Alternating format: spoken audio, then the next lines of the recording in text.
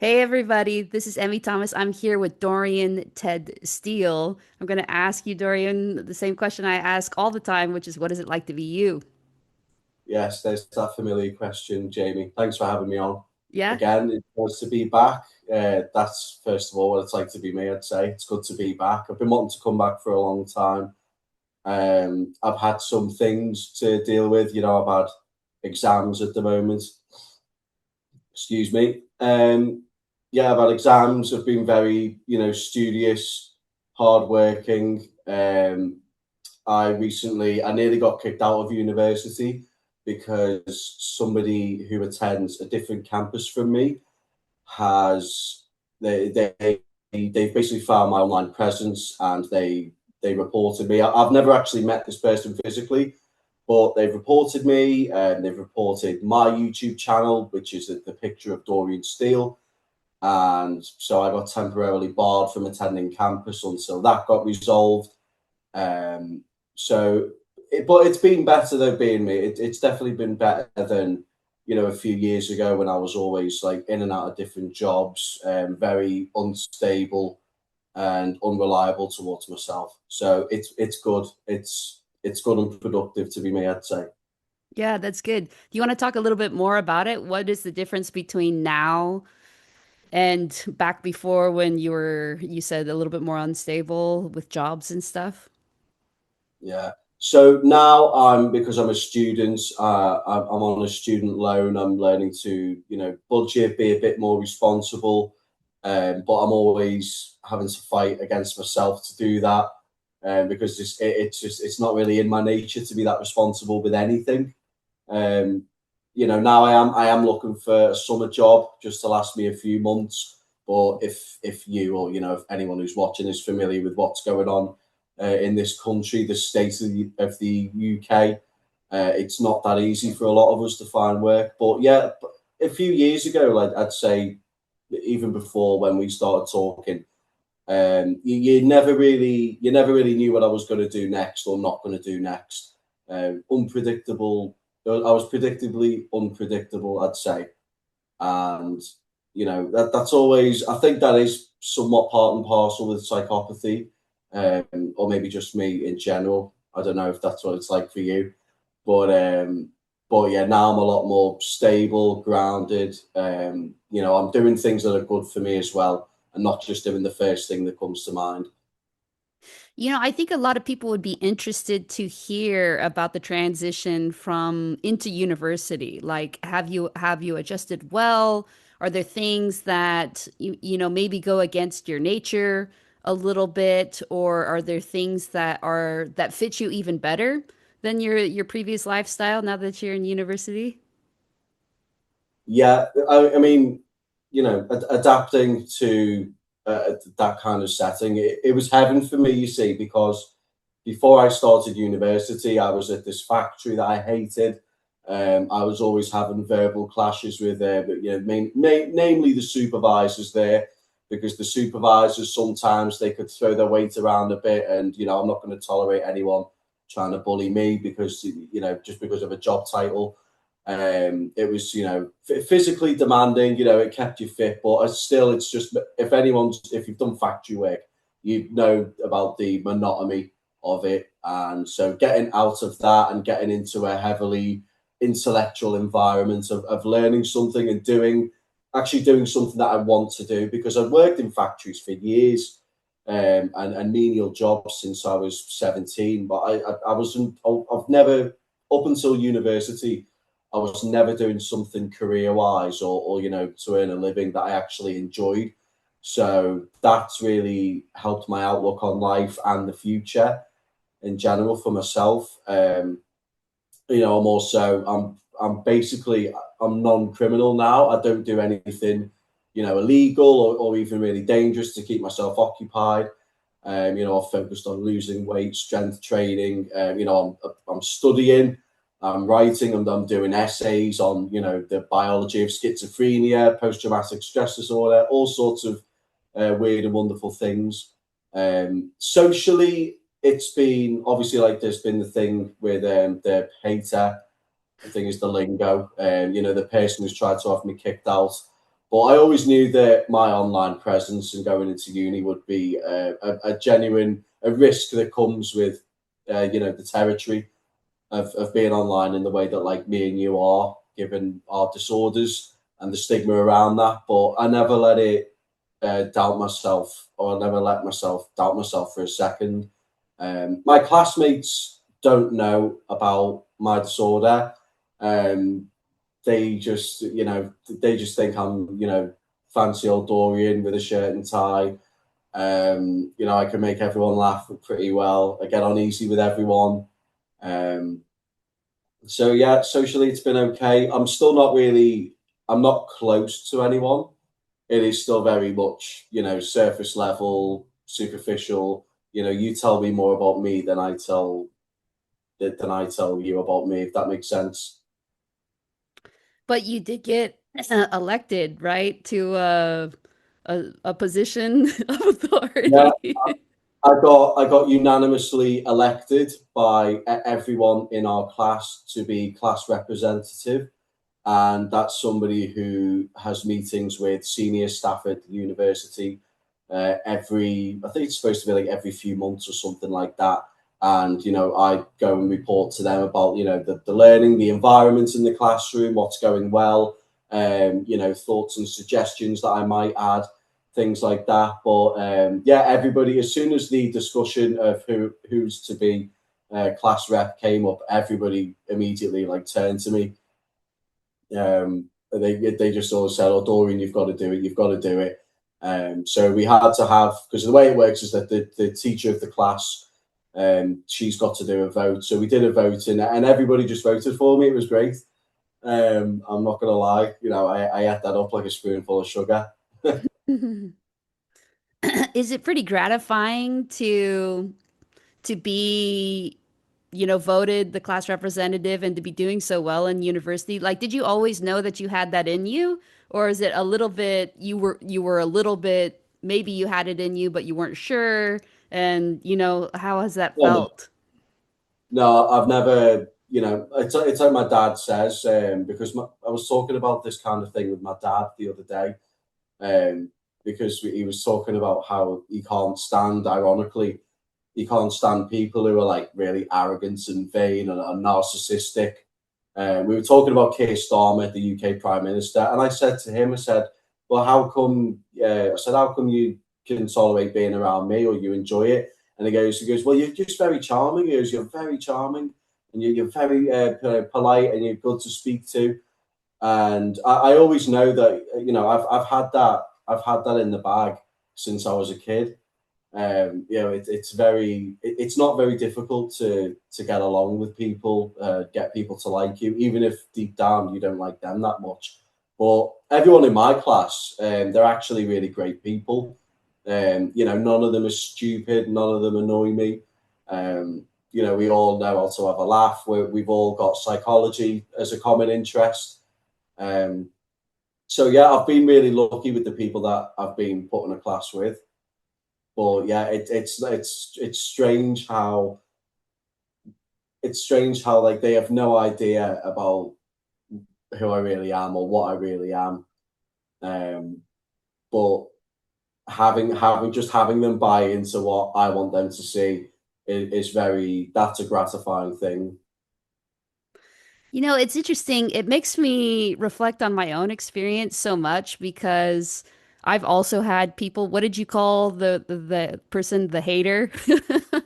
Yeah, it's a student from another campus, an anonymous student who tried to have me kicked out because they found my YouTube channel and they reported our podcasts that we've done, my Instagram blog, everything. And but it's illegal to discriminate against mental health in this country. It's a protected characteristic. So the Yeah. university legally, you can't just kick me out just because I have ASPD. Yeah, and thank God for that because what would have happened if that weren't true? Oh, I think if I'd been kicked out of university, then prison would be the only thing. Wow. Um, yeah, oh, definitely, because there's just no because like I said, when I was working in the factory, I spent half my time, doing all my applications and everything when I should have been working. I absolutely threw myself into getting into university. And, when you have, like, you've got so many selections, your choices when you do your UCAS. My top one, which I thought, because I'd been out of education for years, yeah, a little bit of a criminal record and all of that. So I thought I'm not going to get into like a prestigious uni. So I put a lesser good one as my top choice, and I was just getting rejection after rejection. And then my last choice, which was a really good uni, I'm not going to say which one because obviously the issues I've had, but yeah, my last one choice got me in. It was like a miracle. So I was like, this is my life now. This is the good course of my life. But if I'd have been kicked out, then I'd have just thought, well, sod it. If this world wants to, chew me up like that, then then that's it. I'd just spit it right out at them. I wouldn't have it. I wouldn't go back to doing a job that I hated for the rest of my life. Yeah. Do you want to start? Do you want to? I feel like we keep kind of touching on it. Do you want to tell the whole story about what happened with you? How did you find out that there was a hater who had complained about you? What was the process? How did it feel? The whole thing? Well, it felt like being kept.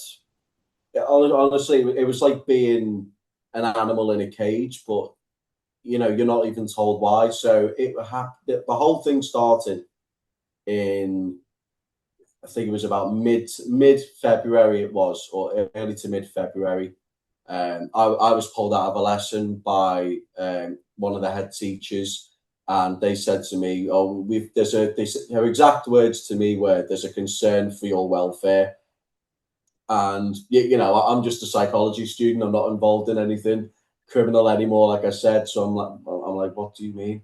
And she starts asking me all these questions, like, have you ever been to prison? Have you ever been to jail? All these like crime related questions. And she says to me eventually that the university had come into, they'd received information about criminal behaviour, about past criminal behaviour on my part. And they said, you didn't declare your criminal record when you applied for uni. And I told her, quite frankly, I said, that's because you didn't ask me to. So if you haven't asked me to, then why should I? Then how am I going to know to do it? And so I got my badge taken off me, and I got frog marched out of the building. And I just got told to go home and that I would be attending all my lessons on Microsoft Teams, which is what we used. So instead of getting up, going to college, seeing everyone, I would just sit over there in my living room and just be forced to attend lessons like that. And that was genuinely, um, it was, I think, kind of humiliating in a way, because I was always just thinking, like, people are going to be wondering, why can't I attend lessons in person? Are they going to think that I'm like some kind of, like a nonce, or someone who's not allowed around other younger people? Because I barely had anything explained to me. So I know for a fact that none of them will have had anything explained to them about why Dorian suddenly, isn't allowed in college. So I was stewing, I was angry, and I had to get what's called a DBS background check, which is where you get a copy of your criminal record from the police. Because this person had also put on their complaint about me that I'd lied on my application to uni, which I hadn't. Um, so I had to get a DBS, I had to get a background check to prove it. Because we do have some under 18s at the college, and I mean, I'm a father. For those who don't know, I've got a young son, so I get it. You want to keep kids safe, um, but it just felt like I was being persecuted, just because somebody's pointed a finger at me and said something. Um, so for about 2 months, I basically missed about 80% of my lessons in person. So I had to teach myself everything from scratch, biology, schizophrenia, and then as I'm doing all of that, I'm still waiting for my certificate in the post. It arrived, so I contacted the head of the university, the one who'd spoken to me, They scanned my certificate, we arranged a meeting, and it was only in that meeting, it was only until then that I was told about that a student from another campus had walked into our university library, which all the students from every campus sort of use. It's like one big library, and they asked for a complaint form to file a complaint. They named my YouTube channel, they named you and our podcast, Jamie, my Instagram blog, I think my Facebook as well, but I don't post anything on Facebook about narcissism or psychopathy, so I don't know why. But they tried to have me kicked out on the grounds of me being who I am, and they were asked, has he actually done anything? And they said no. So I'm allowed back. I've been doing my exams. I've been doing them very well, excellently. I know I'll pass. I knew all the relevant information that they were looking for. We have to write multiple essays per exam, I should say. So it's been a real. I've won the battle, but it doesn't feel like I've won the war. Do you know what I mean? It's not, or I've won. In fact, I'd say I've won a battle that I didn't even really want to fight, because going up to university, yeah, every week it's my favorite thing. I get up, I go, I see people. They're like, "Oh, hey, Dorian, how are you?" And I learn, and it's stimulating and it's fun. And then I just had it stripped away from me, temporarily. But I proved my innocence. I proved to them that I didn't lie about my criminal record. But yeah, the whole thing was a bit of a downer for a while. I was drinking practically every day. I drank during that whole time, because at first I was told that, oh, you'll get your certificate in a couple of weeks, and it takes a lot longer than that. And when I found out, I just hit the bottle. I just went sorry. But I've vastly reduced my drinking now. Other than drinking, what were some of your other like coping techniques? Like what did you do kind of differently to get through it, having that kind of stolen from you? It just drinking. See, I'm the kind. I was the kind of. So I guess technically, I'd be what you consider a chronic alcoholic. Um, and that comes all down from my dad's side of the family. We've got history of that going back, generations. Um, so I'm not the kind of drinker who like wakes up at like 8 in the morning, and first thing it's like, have a mouthful of scotch. I'll go through the whole day sober, but when the night time comes around 5, 6 o'clock, then it's like time for a drink, and that's what it was like every night, because I thought to myself, that's it. I thought, that's it. Even though I knew in my head that my certificate, my criminal record was going to come back fine, and that it was going to prove that I'd been telling the truth, I just still thought, this is it. I got really into just that negative thinking, which I don't often normally do about anything. Ironically, I wasn't like that when I was looking at, I think, 8 or 9 years in prison after my last arrest. I didn't get any negative thinking once, but this, because I care about my education and my becoming a doctor, I really got into a negative mindset over it. I thought I'm missing every lesson, because it's not the same if you learning virtually or learning over a virtual medium. It is not the same as it is for being in the classroom. I need to be sat in there, but it was just drinking. I don't do any illegal drugs. I don't like them. Um, so yeah, it was just drinking every night. And the person who reported you, I think you mentioned this to me earlier, but were they just like a good faith actor? Were they, just being like, "Oh, I'm concerned," or did they tell the truth? Like, did they lie? No, yeah. Well, first they lied. They said that because when you apply for uni, you get asked, or like when you apply for a job anywhere, to do anything, you get asked, do you have any unspent criminal convictions? And for those watching who don't know, because I didn't know at first, unspent is when you have a criminal conviction that's waiting to go to court. It's when you're in the process, of legal throes, so to speak. And at the time, I was doing, because I was applying for uni, way back when I applied, I was making sure to stay out of trouble and just behave, be a good boy. So I put no because that was the truth, and my criminal record, my DBS absolved me of that. But they just the main bulk of what they said was that he's got this YouTube channel. He's talking about being he's talking about being a psychopath. He's talking about his diagnosis. He's talking about being a narcissist.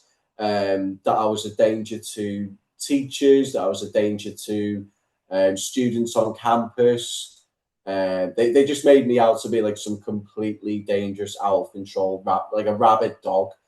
Um, but they so I had to get a few people, I think, from my class were pulled out, and they people who had been known to talk to me a little bit, and they were asked, look, has Dorian ever done anything to you or anything like that? And there's a couple of people came forward. Obviously, when I returned back, people were surprised to see me 2 months later. And they were very happy. They were like, "Oh my God, Dorian, where have you been?" And blah blah blah. And I just told them somebody had put in a complaint about me and that it was false, and that now I'm back. Obviously, they don't know about my diagnosis at all, and they don't need to. Not for the time being, at least. But yeah, one girl came up to me. She said, "Oh, she got pulled aside and asked if I'd ever like hurt her or anything." And she said I told them no, and that you'd been a gentleman and opening doors and all of that stuff. But yeah, it's just not it's not a battle that you want to really win or take part in. I just wanted to be left alone and do my studies. Um, but the person, the scumbag, I call them the anonymous scumbag or the anonymous coward. The anonymous scumbag, whoever it is, they're probably watching this right now as well. They're that obsessed with me. They commented on my YouTube channel. I did a video update because again, with everything and with the drinking every day, I wasn't uploading to YouTube. I just wasn't in the mood to face the world whilst my education was hanging in the balance. And this anonymous scumbag, they commented on my YouTube channel saying to me that they said I'm the person who's trying to have you excluded. You're a face tattooed thug. You're a bully. You're this. You're that. They haven't got this the stugat to to come and face me in real life. And to be fair, I don't blame them. And I don't want to know their name. I don't want to know who it is. I don't want to know what they look like. But now they know, so it's over. But it was a horrible, horrible, horrible chapter in my life. I'll never forget it. It's funny. There's just been a few times where I've gotten so kind of angry at somebody who's like saying things that are lies about me that I've told them like, look, and they'll be like, "Oh, you're a coward too," talking about me, like you'd never meet me in public. And I'm like, I would 100% meet you in public. If you think that Yeah, I wouldn't meet you, I'd meet you in private. there you I go. have like no fear when it comes to you. Like I can tell you what my location is. Like come to my city. Let me know that you're in my city and I will like, share friends or whatever, like my location. You can come see me in any sort of way. I think that it's despicable when people are anonymous in this way. I think it's despicable when they are, even when they're not anonymous, but it's just online. I really feel like there is something that emboldens people about the online medium. Like I'm just gonna say whatever toilet trash thing to you. Like I'm going to Just, mm, intentionally try to like depersonalize you. I'm going to intentionally make it seem as if like you're not a human being like the rest of us. I'm going to intentionally try to disrupt your life, your psychological state, your access to the necessities of life, including the opportunities for growth, economic growth that you experience with university. Like it is so disgusting to me. And they have like this sense of moral righteousness to it that is Yeah, like so surprising to me, so kind of disturbing to me. It makes me think this is like the ugliest thing I have ever seen anyone do. And honestly, to me, it pales in comparison to even the worst things that I've done. Things that even I will say, okay, that was bad. You know? Like, and they have no, no remorse about it. They don't even think this dude, your anonymous rat, let's call him scumbag, mon, scumbag, dog, everything. coward. In Yeah. fact, I like dogs, so I'll take that back. Yeah, coward. It's because, do you know what it is? It's because they know that my fist, I'm telling you now, it's because they know that my fist can't go through their computer screen, and that's why they do it. Do you know what it was? Do you know what happened?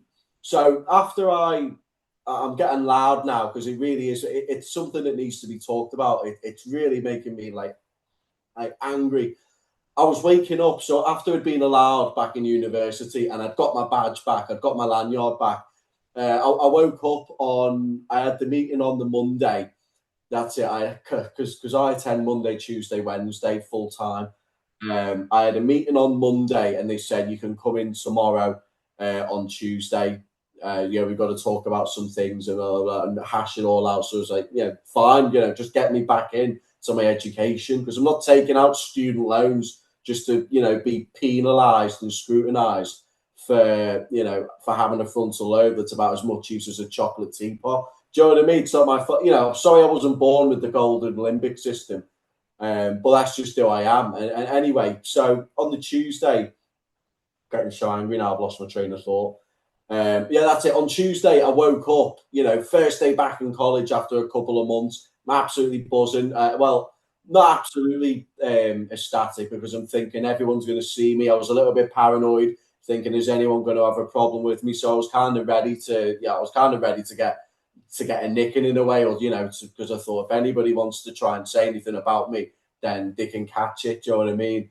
I've just thought I'm not having it anymore. But I was still somewhat happy to, I was pleased to come back, but still on edge and a bit, not really trusting anyone. I checked my phone, and I had a comment on my YouTube video because I filmed a YouTube video about the thing that the video I mentioned before. The scumbag commented on it saying, I'm the student who's trying to have you excluded, blah, blah, blah. First thing in the morning before I'd even had my breakfast. So that really put me in a bad mood. And then I replied to it. I left a reply to it, saying that the university, I said, the university know that you've lied. So if you want to, I'm not having it. And then I said a couple of other things, not threatening or violent, but I wrote a little reply as if to say, "Do you want you've tried and you've failed. Get off my channel." And then the next day again, about half 5 in the morning, this person is awake, leaving little pathetic hate comments on my YouTube channel, whilst I'm trying to do something decent for myself with my life. And then again, Wednesday, I wake up, half 5 in the morning. There it is again. Another reply to that comment, to that same hate comment. So I had enough of it. I walked in. I didn't talk to anyone. Sat down. I opened my laptop. I filed. I got a complaint form, but not a paper one, but a digital one. I filled it all in. I put screenshots of the person's account. I said, this person's harassing me. I said they've abused the complaints procedure to harass me, and they've wasted university admin time. And I said I'm not having it anymore because mental health. And I even took a screenshot, or I wrote out the law on discrimination and digital harassment online. And I said these actions are in violation of these laws. It's happening on your campus. Do something about it. And the university said, "Oh well, it could be anyone behind that YouTube account, so we can't really talk to the person and take action." I drank a lot that weekend. I drank a lot that week after that. But the whole thing's over now. The person stopped writing hate comments. I think they've just realised that they're not going to win. But yeah, as you say, people, I've had people message me and they say you're just a borderline personality. or you're just autistic, and or you know you should, or I've had people say you should die and all of that, or I would do this to you if I saw you, blah blah blah. And I'm like, no one's gonna. I'm like, if you know anything, I'll tell you now. 99% of people in real life, they see someone they don't like, they'd rather walk away. Nobody wants conflict in this world. Um, but you know, I'll welcome it anytime, anywhere. If you hate me so much, come. Don't go to my university. Come and see me. If you hate me so badly, don't go to my employer, my university. Come and see me. You know, we'll have a meet. We'll crack on. Do you know what I mean?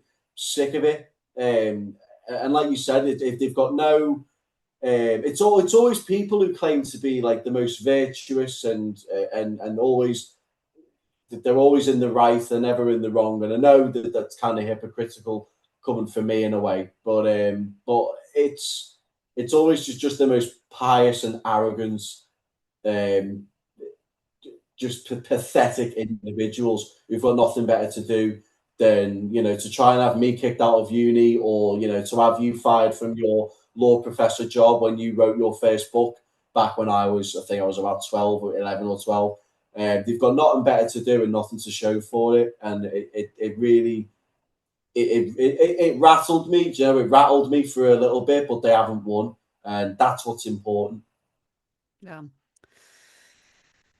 It's so interesting too that you talk about like battles and wars because I really do think it is that. Like I totally, unlike you, when my school that I was a law professor for, and there was nobody under the age of 18, in law school. It's all people who have already had a bachelor's degree and are adults or whatever. Somebody complained and said basically the same stuff that your coward anonymous coward said about you, that I'm a threat, that I have this history of violence, that there's no way they could possibly allow me on campus without threatening the safety or the psychological safety. That was one of my favorite ones. Oh, the psychological safety of the students.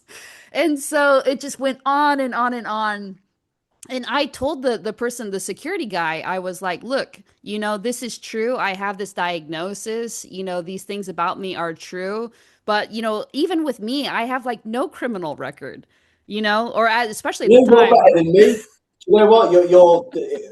I said to my dad, I said, Jamie just said she's very, I said, she just said she's far better than me. So she's got no criminal record. She tips generously. She lets you talk. I said, you almost wouldn't know, she's really, I said, a, oh, a creme de la creme, a rarity within a rarity for psychopaths. Thank you, And Dorian. yeah, no, yeah.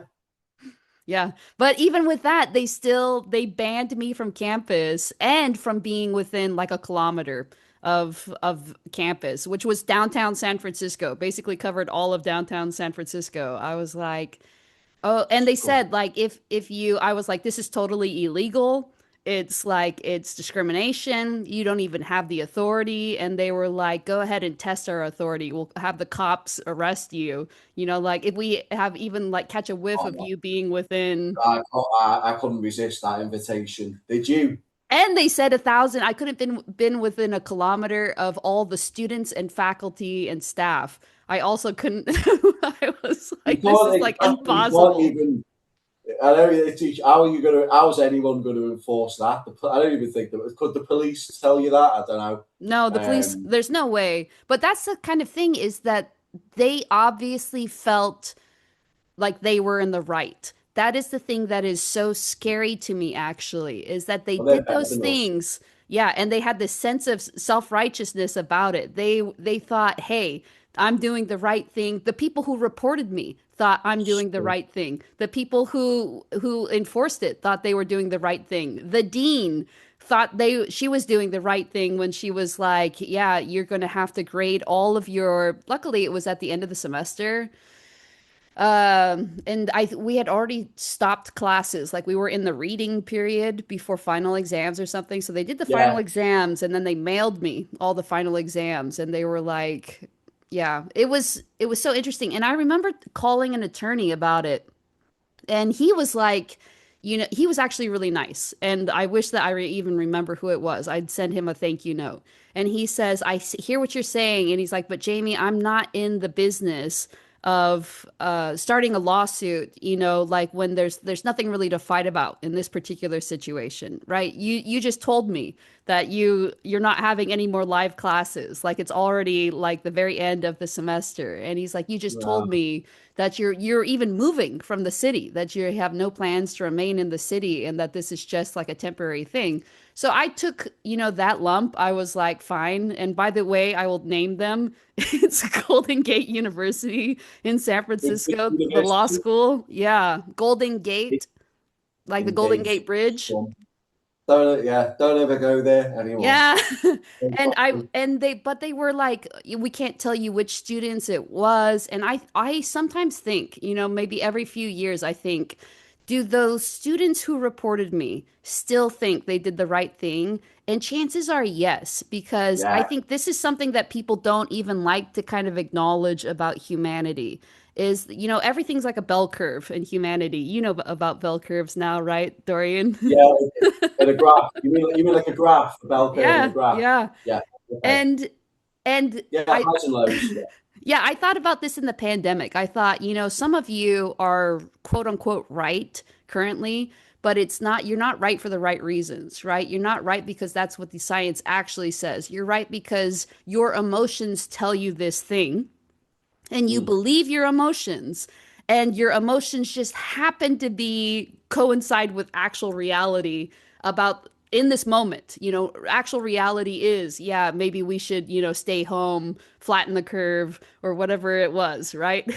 But your emotions are fearful, and they will stay fearful. So even when things change, even when we get the vaccine, even when the lethality of the virus lowers, you're still going to be fearful. You're still going to allow your emotions to rule you, because that's what you do. You just allow your emotions to rule you probably in every moment. And you can't tell in that moment.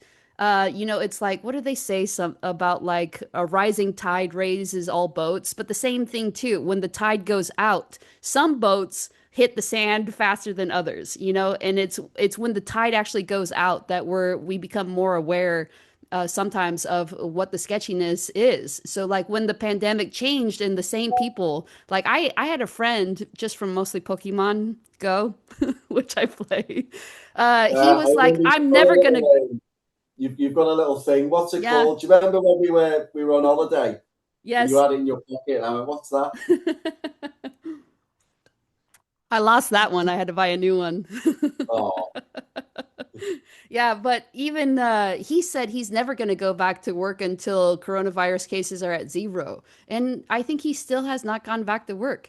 And that's just people, laziness. yeah, He I doesn't know. want to go. He doesn't want to pull his weight. That's what that is. Yeah, Because he knows any human being with a brain knows that there'll always be one or two cases somewhere. So he yeah. just wants to be lazy. That's what that is. Can't stand that.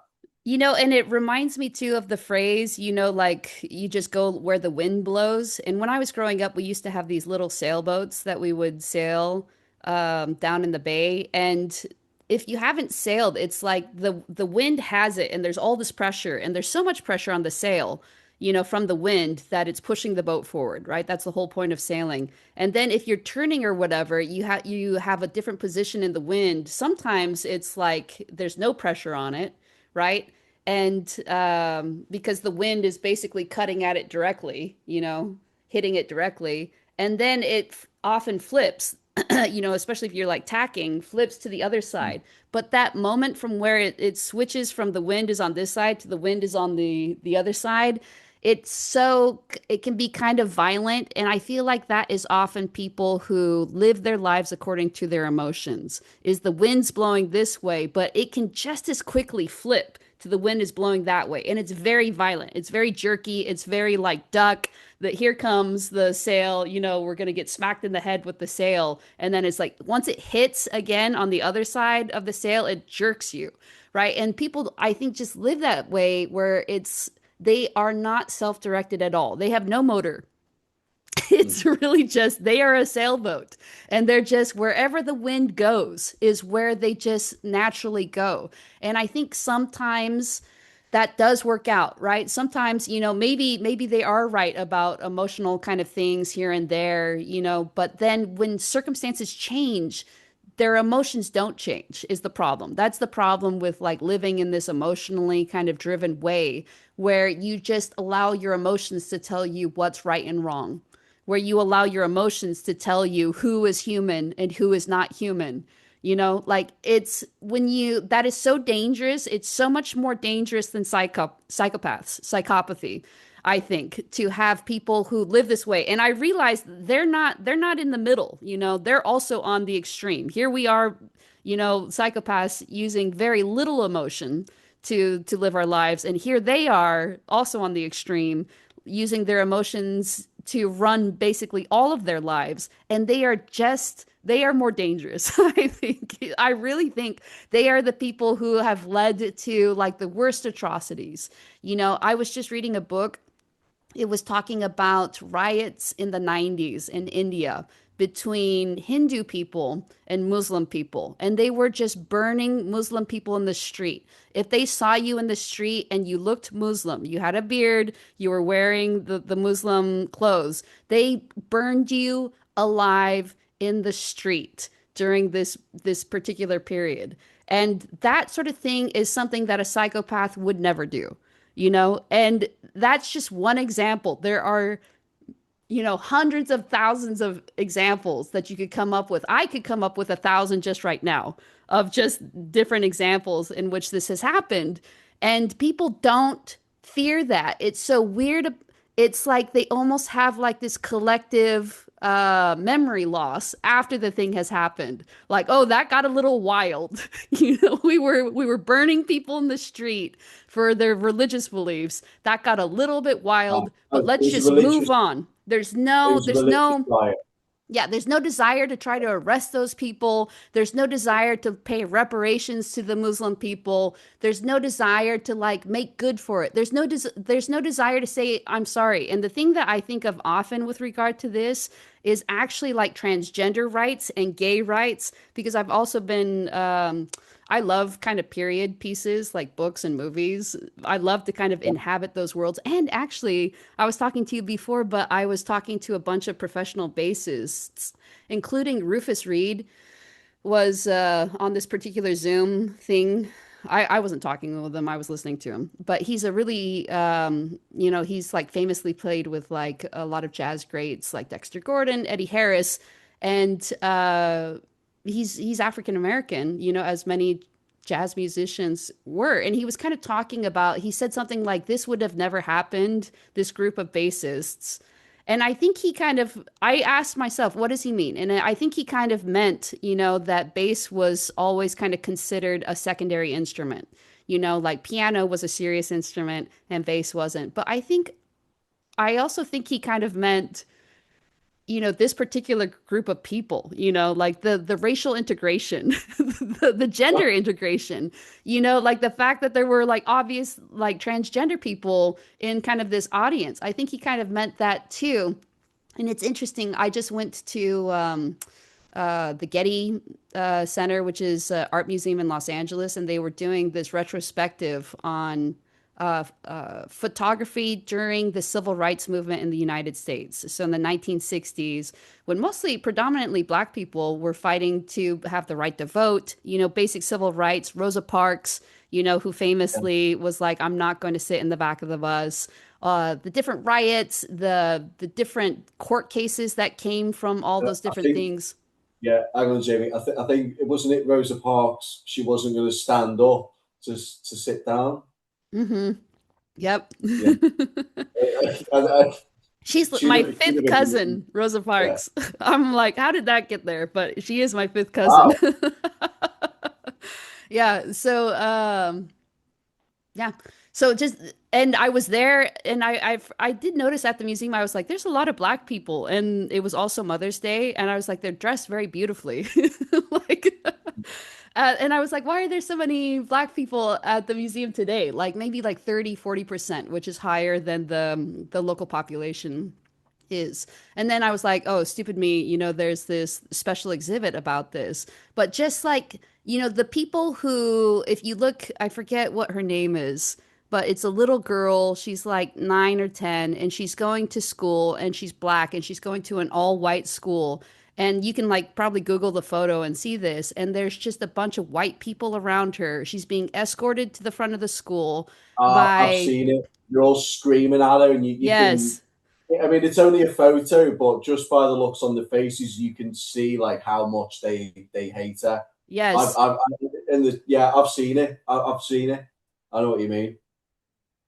But that's the problem with living your life in this emotional way, I think, is you will really, unfortunately, you will end up on the wrong side of history. Hard on the Mm. wrong side of history. You will be like, gay people, there's no way that God could love gay people. There's no way. Black people are just inferior. You're going to hear yourself say some of this stuff because that's just kind of, you're just riding the wind, wherever the wind's going in that particular moment. But does the wind stay steady?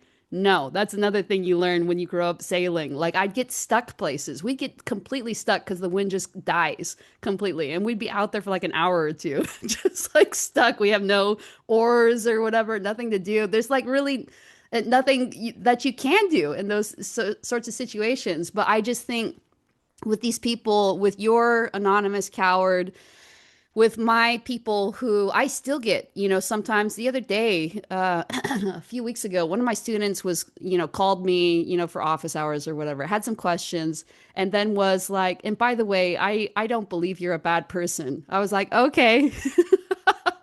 One of my students, she's like, I don't believe kind of what they say about you, or it doesn't bother me, or whatever. And she said, so she kept going on about like, oh, I think a lot of people are just virtue signaling, but you actually are a good person. I just want to let you know that there's one person out there who thinks you're a good person. And I'm like, this is nice, I guess, but also it's a little nuts. It's That's even in question. Like, what have I done yeah, to you? I've only taught you as well as I could the things that you want to be taught. Like, it's so weird how moral reasoning works. I like don't understand it. And I'd love to hear from somebody who does understand it sometime. Sorry for yeah. my I wouldn't have tangent, but that. I'm so angry on your behalf, Dorian, that this has happened to you. Like when it happened to you, I was like so like my heart ached for you, having gone through this for like the decade and a half since the book has been published or whatever. I just thought this is so wild. But I think the only thing that kind of like helps me to keeps me calm is to think it's just the bell curve. It's not most people that hate psychopaths. It really is just this like weird kind of like all they're also on the tail end of the extreme of people who just have like an emotional, moral reasoning that just Yeah, governs everything about their life, and they're in zero control of it, basically. They have like no self-control, no control over their thoughts, no control over their actions, unfortunately. And that's the truly scary thing to me about it is that my girlfriend was talking to me about conspiracy theorists last night, and she's like, they think they're so clever. They think they're so correct. They're always trying to like catch you in a lie or something. And I so, agree. so I they're agree. delusional. And that's the Yeah, thing that they both have in common, conspiracy theorists and these moral people, is they will not let reality enter in to the extent that no it other opinions differs. allowed. They Mm-mm. build a wall around their ideas. There's no room for debate. You can't reason with some people. No, Um, but yeah, but it's the fact that the main thing I hated is the fact that this hater, instead of like finding me and coming up to me and trying to do something, which I would have much rather preferred if I'm honest. They've done it in a way where it's like I can't fight back. Like, yeah, okay, I can I can get my DBS certificate and get let back in, but physically I can't do anything, and that was part of that of what was so frustrating.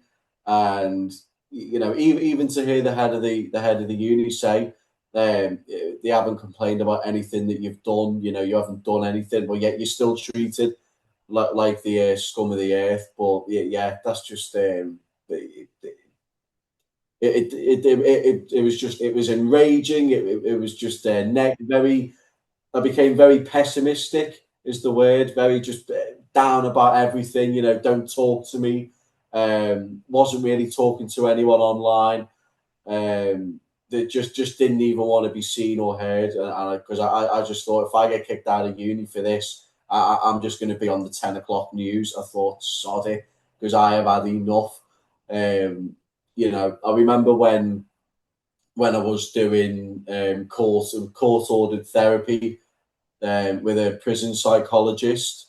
It was at a probation centre, but it was what they brought in because of my diagnosis and the fact that all the probation staff said they didn't want to work with me. They brought in this prison psychologist, and he got his master's degree. He actually scored me on the psychopathy checklist revised, and it was him who said to me, you could go to university, you could do something, you can go about life this way. Because I mean, we've been talking about people acting on their emotions. I tend to act off anger very easily. That's my that's my only emotional crutch, is my temper, my rage. And sometimes it really does come on. What even like it creeps up on me. I don't always know when I'm gonna hit someone, or throw something, or maybe get into a fight, whatever. Just the other day, I was on the phone to a customer service, and it was to do with a parcel that I was expecting, and I was getting angry and worked up, and the person who I was talking to on the phone hung up on me, and so I threw the phone down next to me on the sofa. Can laugh about it now. And then I just sat there calmly for about 1 second before I just went, and I flipped the coffee table like up over in front of me, and it nearly hit the TV in front. Um, but my temper is my downfall. Apart from that, I'm very much is a pragmatic. Is that the right word? Yeah. Yeah, I'm very, it's that sort of stereotypical psychopathic logical thinker, where I don't have any like particular sadness or happiness that gets in the way of what it is I really want to do or what I should be doing. But my anger is my downfall.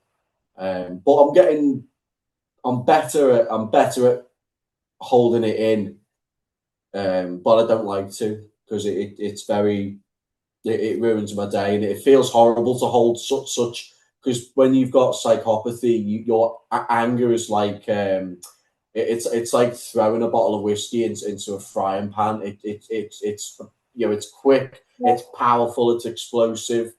No one wants to go near it. So holding that level of anger and emotion in, it's such a painful, and it's such an exhausting thing to do as well. So it's much more easier in the short term to release it. But yeah, people who, I mean, morality is an emotion that other people feel. You know, that I haven't got that getting in the way. Thank God. I think that's worse. I wonder if people, that's like a good quotable quote. Morality is an emotion that people feel. I wonder Well, how is many it? people agree with that. I don't I know. honestly I've don't know seen. what it is. I tried some. See my old Matthew. I can't remember if I said his name, but my old prison psychologist. Going back to him, Matthew. He did. I think I worked it out, a total of 49 or 50 hours of talking therapy with me. I was like the top category, like the highest risk probationee for reoffending, or for violence, because I'm a registered violent offender with the police. So I had to go there every week for an hour, more or less an hour a week, and I did so much talking therapy with him, and he tried to explain things to me, like what it means to feel moral or feeling empathy. Why is empathy important? Um, and honestly, half of it just went over my head. He spent half the time just trying to find a way to present concepts in a way to me that I could actually view and somewhat understand it. Obviously, not to the same level as someone like him. But yeah, he explained empathy to me. He said it's possible where he said I could have somebody like a co-worker. He said I could have a co-worker who I like really hate. Let's say like he's really left wing and I'm really right wing, and we hate each other. It's gotten personal a couple of times, but like if he had a child who died, I'd still feel empathy for him, and he said, "Do you understand that?" And then I stared at him for about 3 seconds, just with a blank face, like, and I just said, "Why though?" I said, "What are you trying to prove?" And he sort of smirked. He said, "Never mind, it's fine." Uh, but I've learned to. He said, I've learned to be or act more pro-social because inside I'm not really a pro-social or much of a redeemable person, but I can try and redeem my future self in how I act.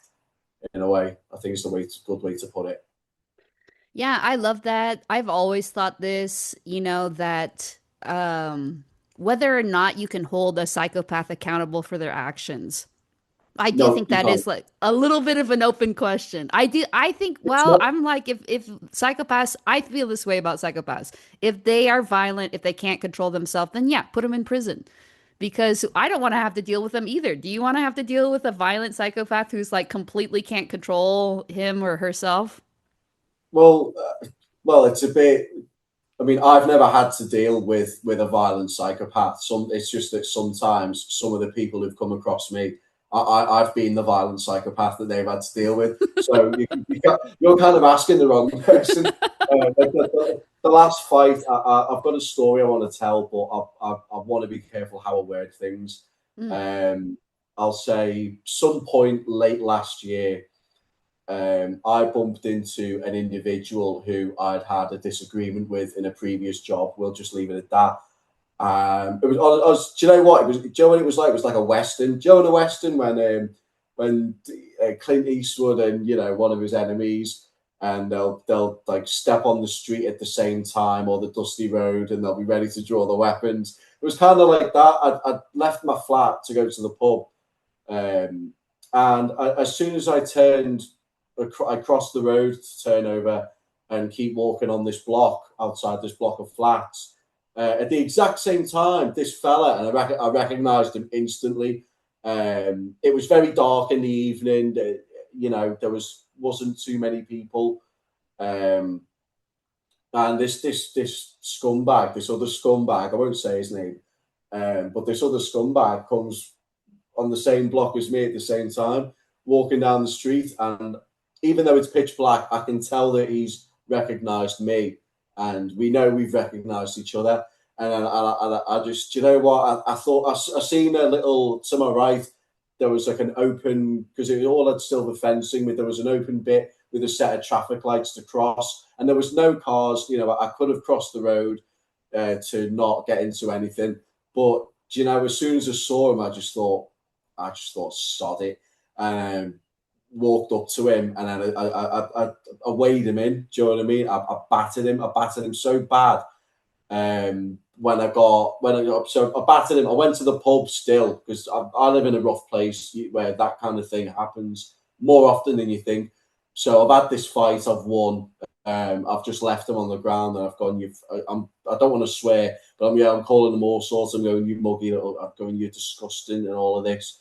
Going, don't ever walk on the same side of the street as me again. Get out and all of that. And I just left him there. And I went to the pub, went home, and then the next day I woke up and I thought I should polish my boots because I'd kicked him as well, like quite a few times. I'd kicked him in the chest. I'd kicked him in the face. Just back, proper went for it until I was like ran out of breath. And I've gone to check my boots just to because I put a piece of newspaper down on the kitchen counter. I put my boots on. I put a bit of dubbing. and you know that Stock Martin spray to protect the leather. I thought I'll give them a proper good treatment, and do you know what? I kicked him so hard that there were two white like scuff marks where the paint of the black paint and the black leather of the boot had come out.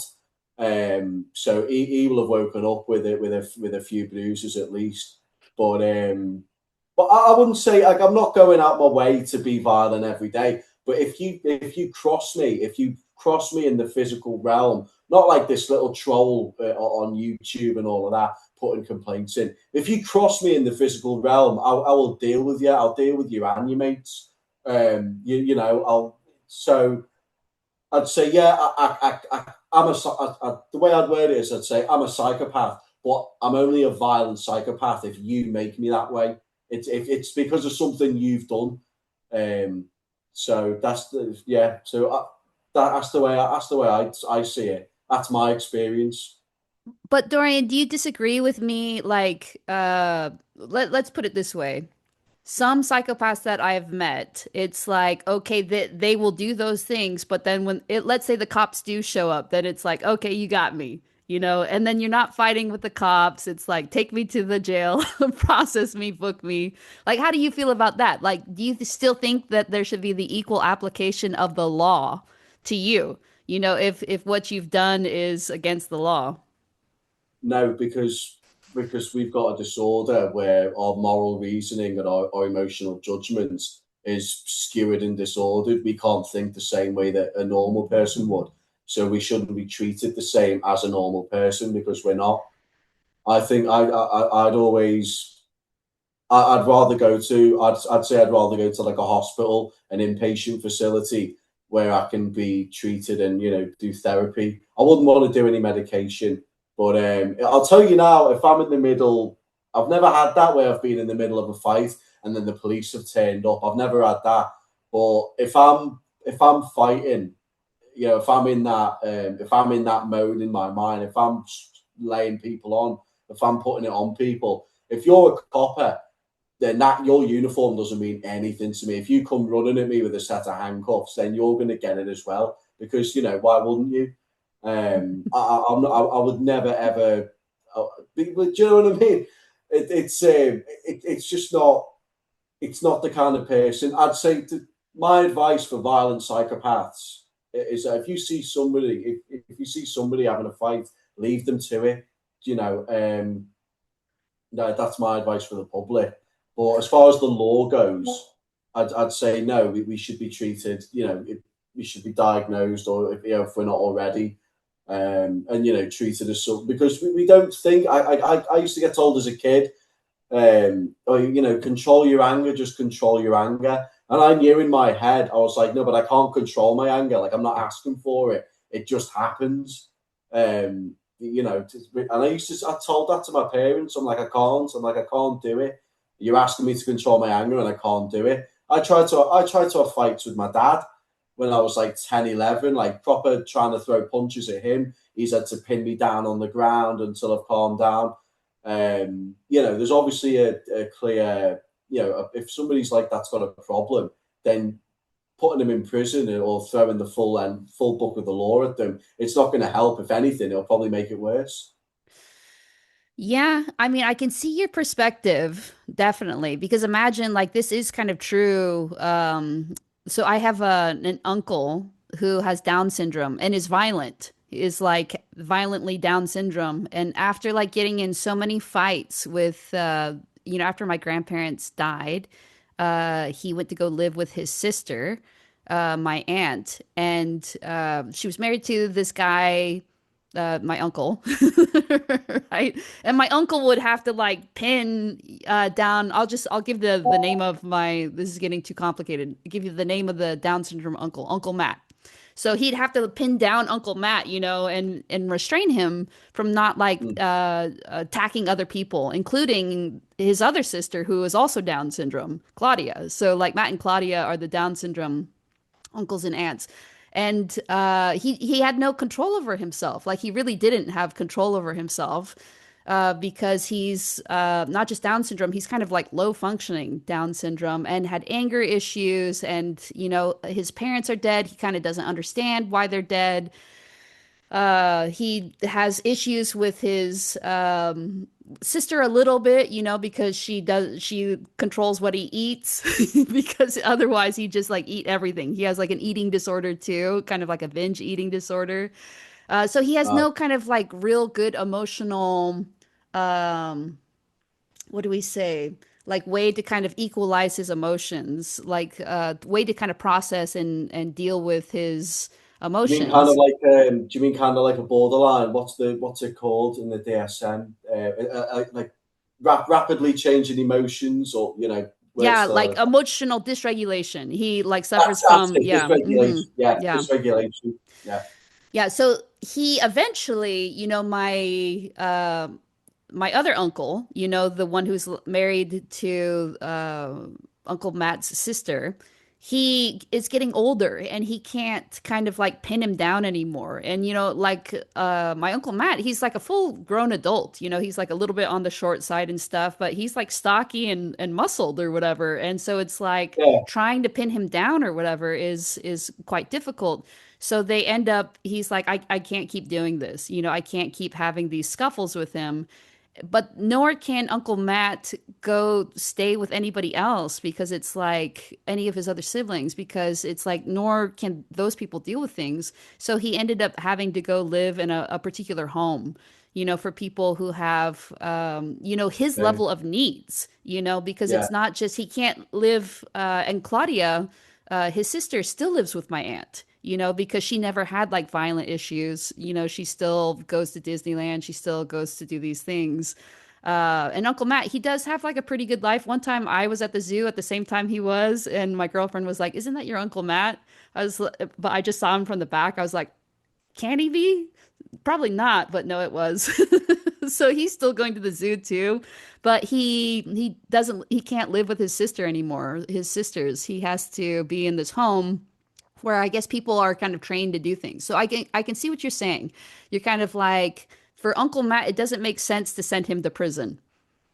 That's not the right thing for him, is to send him to prison because he's not culpable in the same way. It's not fit for him. But then when you kind of open up that can of worms, like so many people in prison probably shouldn't be going to prison. If you make kind yeah. of that argument about psychopaths, then I'm sure that there's a bunch of other people where prison is equally not suitable for them. It's not really the right thing to do. It's just the thing that No, we have done historically. yeah. In this country, our prisons are treated like mental asylums, pretty much. Mm. There's loads of people in there who they either go in with mental health issues, disorders, or if they haven't got them when they go in, they sure do come out with a few.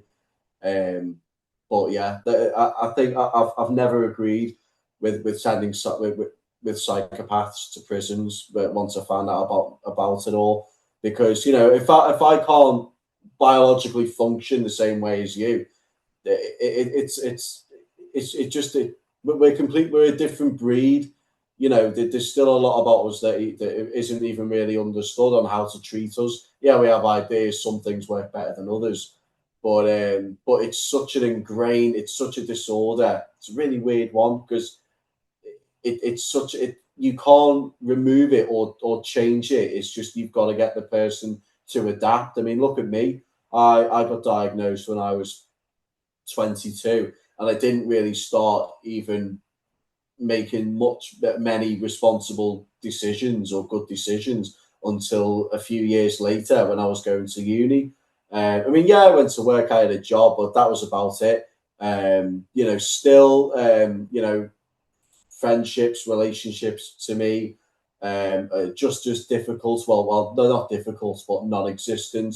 I don't know how to be friends with people in real life or take a genuine interest in them.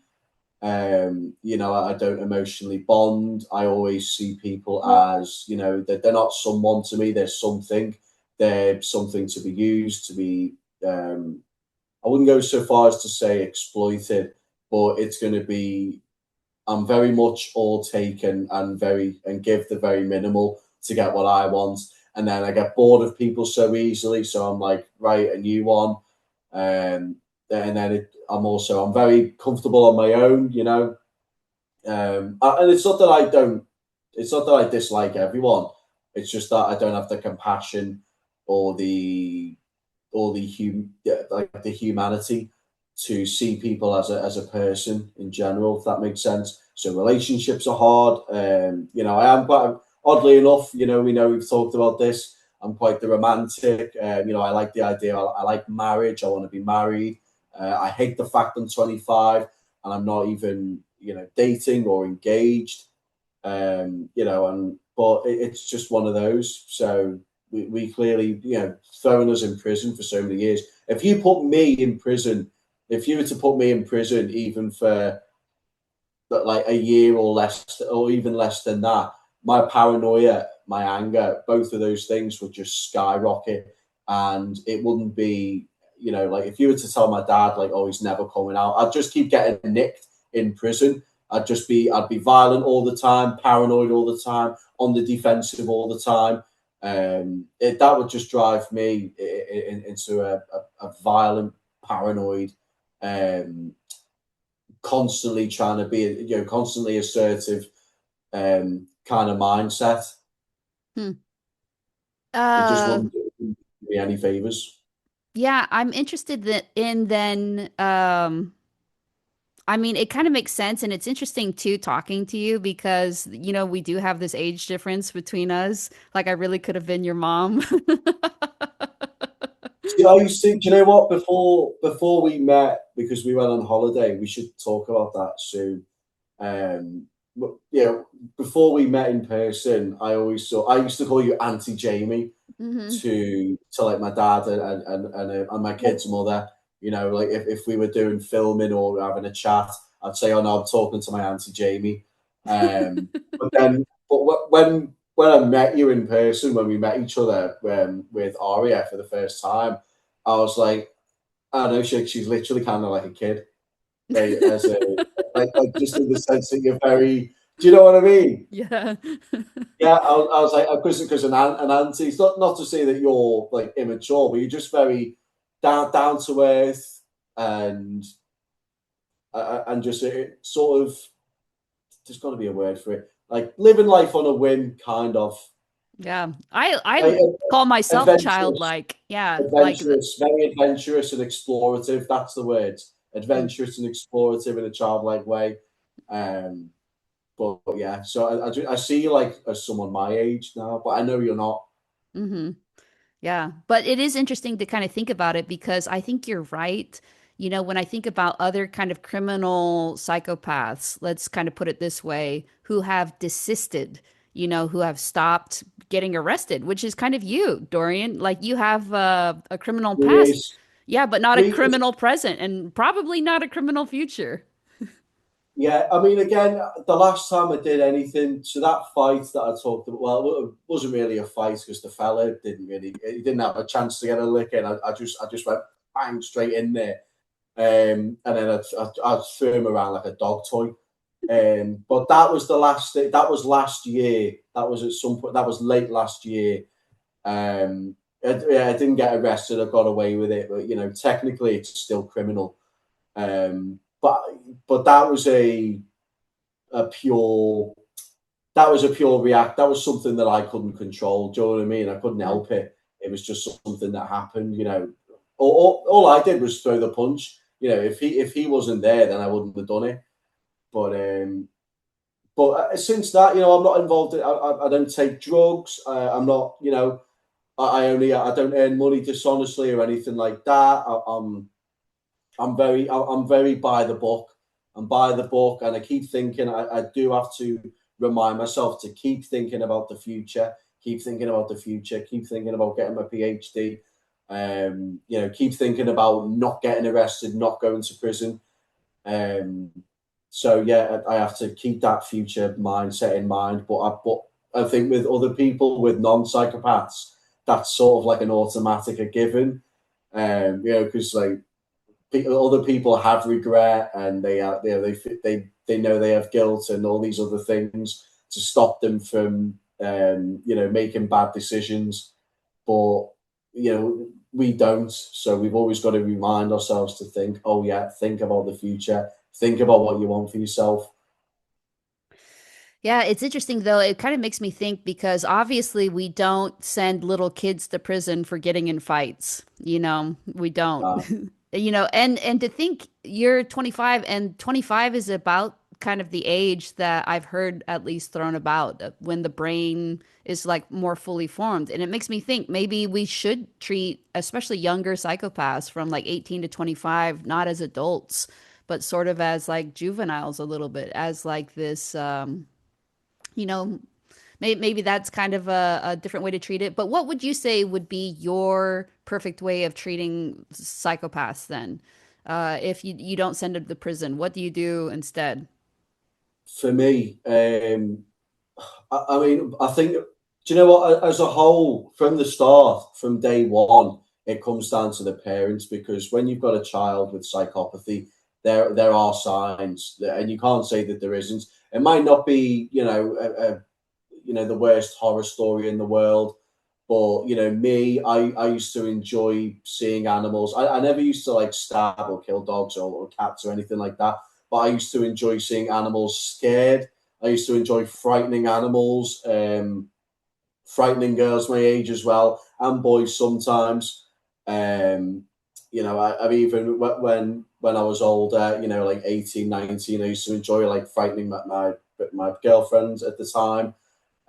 So clear, obviously a lack of empathy and an inability to sort of internalize the concept of like boundaries, other people's feelings.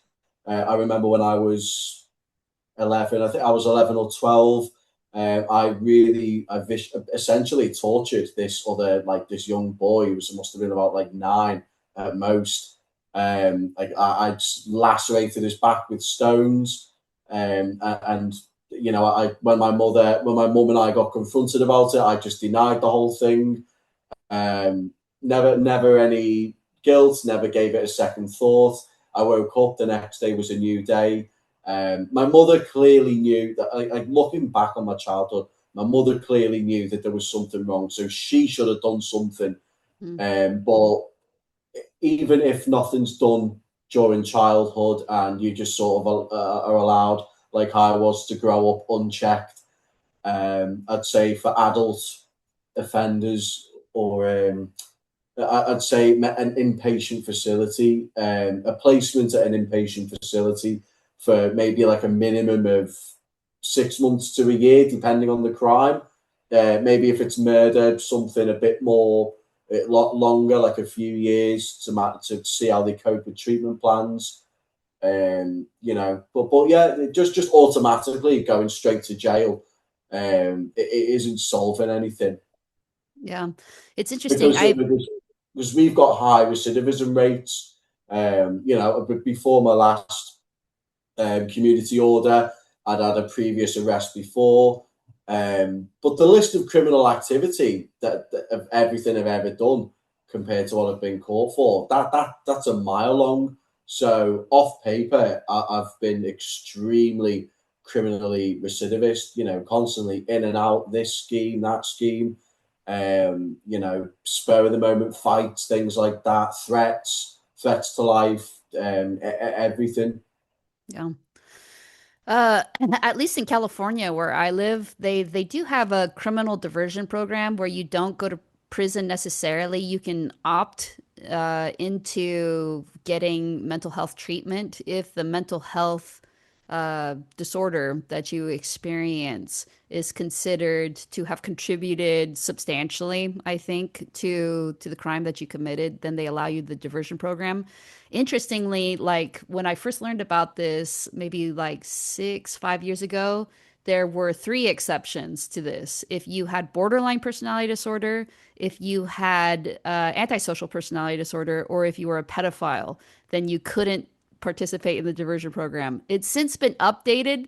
The borderline people, which I always thought that was the worst of the exclusions because borderline people do have treatment that works, dialectical behavioral therapy, like has Yeah, very good evidence of working. So borderlines now can participate in the diversion, but still the two people who are excluded, they just go to prison. We have no thought that they can be helped are the antisocial personality disorder and the pedophiles. And it does kind of like raise the question of like why, like what is, I think there is growing and even now good evidence that psychopaths can be helped. And so why wouldn't they be allowed to be participate in the diversion program that everybody else can yeah. participate in? I It's actually got to know be. less about pedophilia, so I can't say about that. Oh, the day nonsense. They just cannot. There's something about it. It's like they can't. They have a very hard time with like impulse control. But it's like even it's on par or even worse than someone with like psychopathy, because I watched it was a detective of some sort from the US, your side of the pond. It was some local detective sheriff who deals with a lot of like they were running a sting operation, and they said that even like some of them will drive for like 12, 13 hours. They'll do practically a full on road trip for even the slightest chance that they can meet a child, or what they think is a child when it's really a police officer. They said even with such a low statistical chance, they've got no reasoning, Hmm. and that there's nothing that they know that works or changes. I know in France, because I'm French, I was looking this up not long ago. In France, we do castrate our paedophiles there. Over here in the UK, all they have to do is they get lesser sentences than I've gotten. They're just absolutely protected. It's horrible. Again, I'm a dad as well, so that's kind of put a lot of things like that into perspective for me. But with when you've got psychopathy, if you really don't want to do something, you're not going to do it. You might pretend and go along as if you are, but you're not. So when it comes to therapy, you have to actually want to do it. Like I remember my therapy with my old prison psychologist Matthew. At first, I didn't want to do it at all, but I didn't even try to hide it. I told him I was like, I don't need anything. I said to him, all I need to do is come here once a week, and I'm golden. But eventually, as time persists, he talked me around to it. So we've really got to want to at least accept the fact that there's some things that we'd like to change about ourselves, but but when you've got such a high opinion of yourself, it's very hard to do it with someone like that. But it does work. I mean, look at me now. I'm in a lot better off position than when I was. Yeah. You've desisted. Yeah, and I Yeah. don't want it, and I don't want to, and you know, I don't even want to be criminal either. I don't want it. I like, I like walking down the street, and if I see a cop car, I know it's not for me because I haven't done anything, and that, do you know what I mean? And that's Yeah. all right. That is that. Honestly, that is the life to live. Yeah. I love this for you. And did you say you wanted to talk about the holiday that we spent together? Yeah. Do you know what? But my photos, well, our photos, I've got them on my wardrobe. Um, they're absolutely. It was the best. It's one of the best memories of my life ever. I always know I'll treasure it. It was brilliant. Um, just from start to end. Do you know what? For some reason I had it in my head. I don't think I've ever told you this, but I got a little bit paranoid in my head about Aria. I bet Aria's gonna hate me. I thought I bet Aria's gonna hate me, and it's gonna lead to an argument. I don't know why I did. I don't know why my brain did that, but that was just what my brain did. Obviously, it turns out nothing could have been further from the truth. For those watching, Aria is Jamie's girlfriend, and she's me,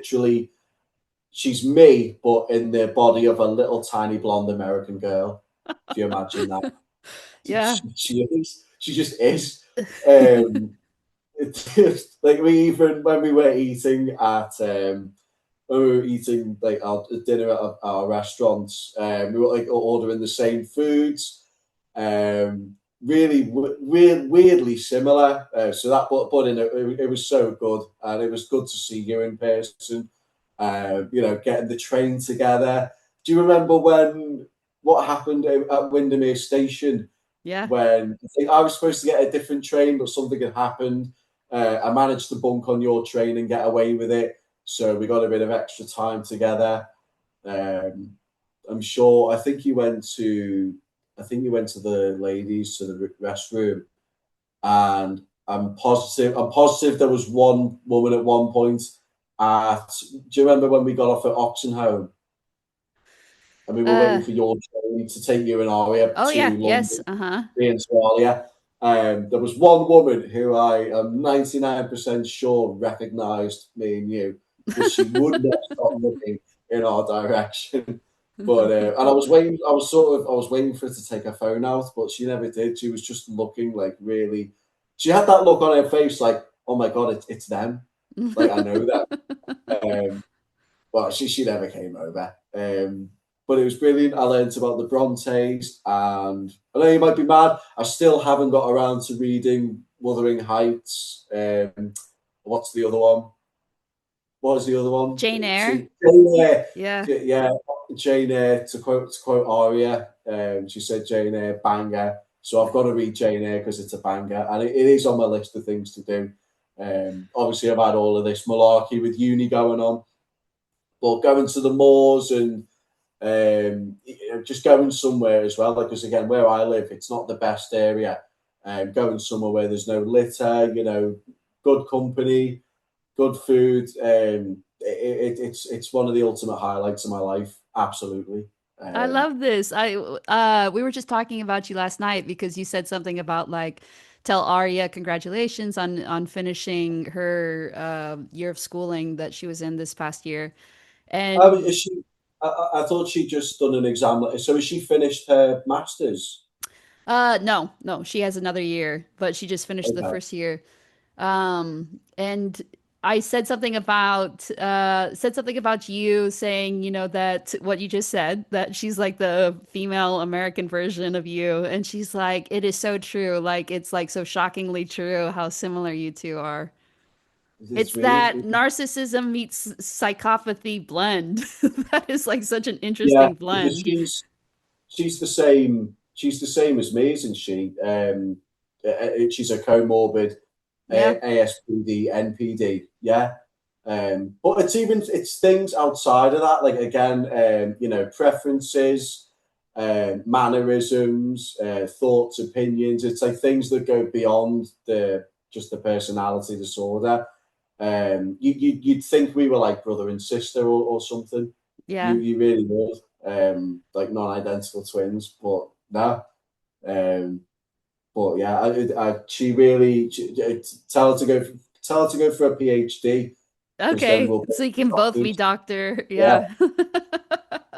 It's funny too because I was just talking to a friend about I did like this music program I was talking to you about before and kind Oh of yeah, like assessing as I sometimes do my life choices, like should I have stayed in music? And I felt like it was like good. I kind of experienced I was like, I made the right choice about a bunch of things. And I was telling her I felt like I made the right choice about what instrument I majored in, that I moved on from music and went to law school. That instead of staying a law professor, even though I still wish I could have stayed a law professor, but they said no. That I published the book because I said the book was like a bat signal into the world, being like, come talk to me, people who are yeah, like you and me, yeah. And I just feel like, I mean, it definitely. I mean, actually, Arya talked to me. Actually, no, she talked to me after the book. So for sure it was her. That's like a main one, is that I met like the love of my life from the book, so it's just she was like, okay, we're the same or whatever. But then people like you, getting to meet all these different people, it's just been so meaningful to me to meet people like you, to meet people like Arya, to participate in this community. I just feel so blessed. And so Mm. I've reflected again about this because I was talking to my friend, just these life choices that I just think I'm so glad I made these choices. I have like zero regret about them. Yeah, I one thing I've noticed since being diagnosed, I definitely prefer being with my own kind. Looking back when I was 15, I had a best friend, and her dad he wasn't diagnosed. He was an 80s kid, so mental health wasn't looked at back then, and he must be nearly 50 now, must be approaching 50. Um, he's looking back now. It obviously was very obvious back then, but we were both sort of blind to it. But he's definitely a psychopath. Um, and I remember my best friend, his daughter. She said to me once, so I don't look. She's like, I need to ask you a favor, and I'm like, all right, what is it? And she said, I want you to stop hanging around with my dad. And I'm like, I get on. I mean, at this point in my life, especially when I'm a teenager, I don't like getting on with a lot of people. But I really got on with her dad. He's called David. Um, and she said, look, when the two of you together, she goes, you just creep me out, and you become kind of mean and hostile towards me, um, things like that. She goes, the two of you just sort of like morph into this one personality. But she goes, it's weird. It makes me feel like, she said, she's like, it makes me feel not knotted inside. She used the word, I can't remember. She said, it just makes me feel like, oh, inside. But I really enjoyed being around him because I didn't have to. I did, you don't have to fake any emotion or any like interest. Um, and it's just that being amongst your own kind, being amongst your own people, being around somebody who's got the same sort of lens and similar experiences that you've had in life. Yeah, it's interesting because to celebrate Aria finishing her school year, we went to Disneyland, and especially I have been like feeling especially tender towards her recently. So like in line and stuff, I'm like giving her like little kisses, little like hugs and loves and stuff. And I think particularly I've been thinking since I've kind of like been stepping away from my own like religious beliefs and really questioning things and thinking to myself like it is a an ugly belief, I think, to think that people who love, differently than you are somehow doing it wrong, Like, so I'm just kind of reflecting on this, and I noticed like a little girl, like, kind of like looking at us as I'm like giving her like a hug, not the little girl, my girlfriend, a hug. And I thought, this is probably good for little girls. I think like there's been like a part of me that has thought, is it appropriate to like show public displays of affection? I'm not talking about like something over the top. I'm talking about like a hug, Yeah, like as kiss her long as you're not like, forehead, yeah, kiss her yeah, cheek, like scratch her back, like these types of things while we're in line, at Disneyland or whatever. And I thought there's probably at least one or two, like little girls, even little boys or something, that look at us and think this is okay. This is like an okay thing. This actually looks nice. And if like when they hit puberty or something and they realize, like I like girls too. Or like boys, boys being like I like boys too. Hopefully this kind of like implants in them like this idea that this is okay and that they don't need to be at all self-hating. That's the real thing that I really wish for everybody is that nobody has any feeling that they need to be self-hating, that they can just embrace all aspects of themselves as just what happens to be true. Like there doesn't have to be a moralistic, judgmental assessment of everything. Sometimes we can just see reality for what it is, and we don't have to label everything good, bad, happy, sad, like optimizing, not optimizing, like all these kind of different things. Because I think sometimes when we try to prejudge things too much, we really muddy the waters. We're stirring up the dirt up in the water, and we no longer have the same clarity of vision. I think sometimes it's best to not kind of pre-assess things or assess things at all and just try to see, what they are without any particular lens, without any particular judgment or any particular labeling. And and that's kind of what I want for everybody with regard to themselves, that you may want to grow in particular ways. There may be things that cause you distress about yourself. There may be things that you love about yourself that you wish would never change, but you know that they are going to change. Your looks or something, and you're going to get old. But just this idea that there doesn't have to be hate about that. There never has to be hate when it comes to Yeah. our self and our self concept. It can just be acceptance for what is in this moment. And sure, there's going to be growth and there's going to be change. Stuff never stays the same, for good or for bad. But that there doesn't need to be any amount of push and pull of not wanting to accept something that's true in this moment, because it is true in this moment, and to fight against that doesn't really do anything for you. To fight against it and deny it, or to have these mixed feelings about it, or to have like any, especially self-hate, I think is just so insidious. I think it's so, like, I think it eats away at our soul, even though I don't have a sensation of a soul anymore. I could, yeah, or even self hatred. I've never once looked in the mirror and thought, oh, I don't deserve anything, or I don't like myself. That's just not something that we do. Yeah. Um, Good it's for you, certainly not Dorian. something I do. But life's too short for regrets and self hatred.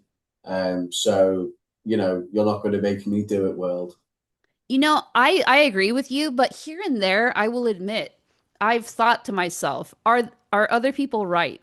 Should I be self-hating myself too? Is They're wrong. there I'm glad to hear you say it, Dorian. And I I hope that becomes more common. And I think it's interesting thinking about like the way that people get shamed about things. I think, I don't know. I don't like shame at all. But I also especially think we really have to, in my mind, distinguish between what people are, kind of like their predispositions, the way that they kind of feel about themselves, definitely their emotional world, etc., versus their behavior. I think it's fine to kind of like target somebody's behavior and be like, "Hey, when you say this thing, it hurts my feelings because, XYZ." But I don't think it's right to call people like names like you are a liar. I think it's fine even to say, "Hey, I feel like you lied to me."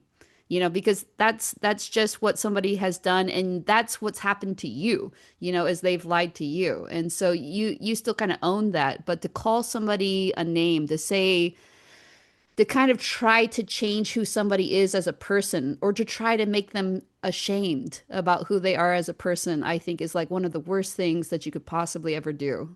I think it's like I think it should be like it's basically worse than most crimes I can think of, is to try to make somebody ashamed of who they are as a person.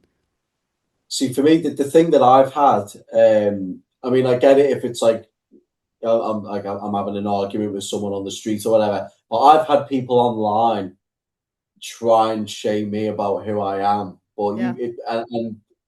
and this is like in pertaining to my diagnosis, I should say. And like, why are you bothering trying to tell a psychopath like they should be ashamed about who they are? Like, obviously, I'm not going to be ashamed of who I am. Obviously, I've never been ashamed of who I am. So when people do it to me, I find it pointless. And I'm just like, well, you are an idiot then. Like, you're just wasting breath. If somebody wants to do it to someone else, then that's none of my business. Just let them two people crack on with it. But if you're going to come at me and try and shame me for being Dorian Steele, then you go kick rocks, do something more productive, because it's just not going to work. Yeah. I think you're right, Dorian, but can I say something about kind of even the way that I noticed people interacting with you when we were together?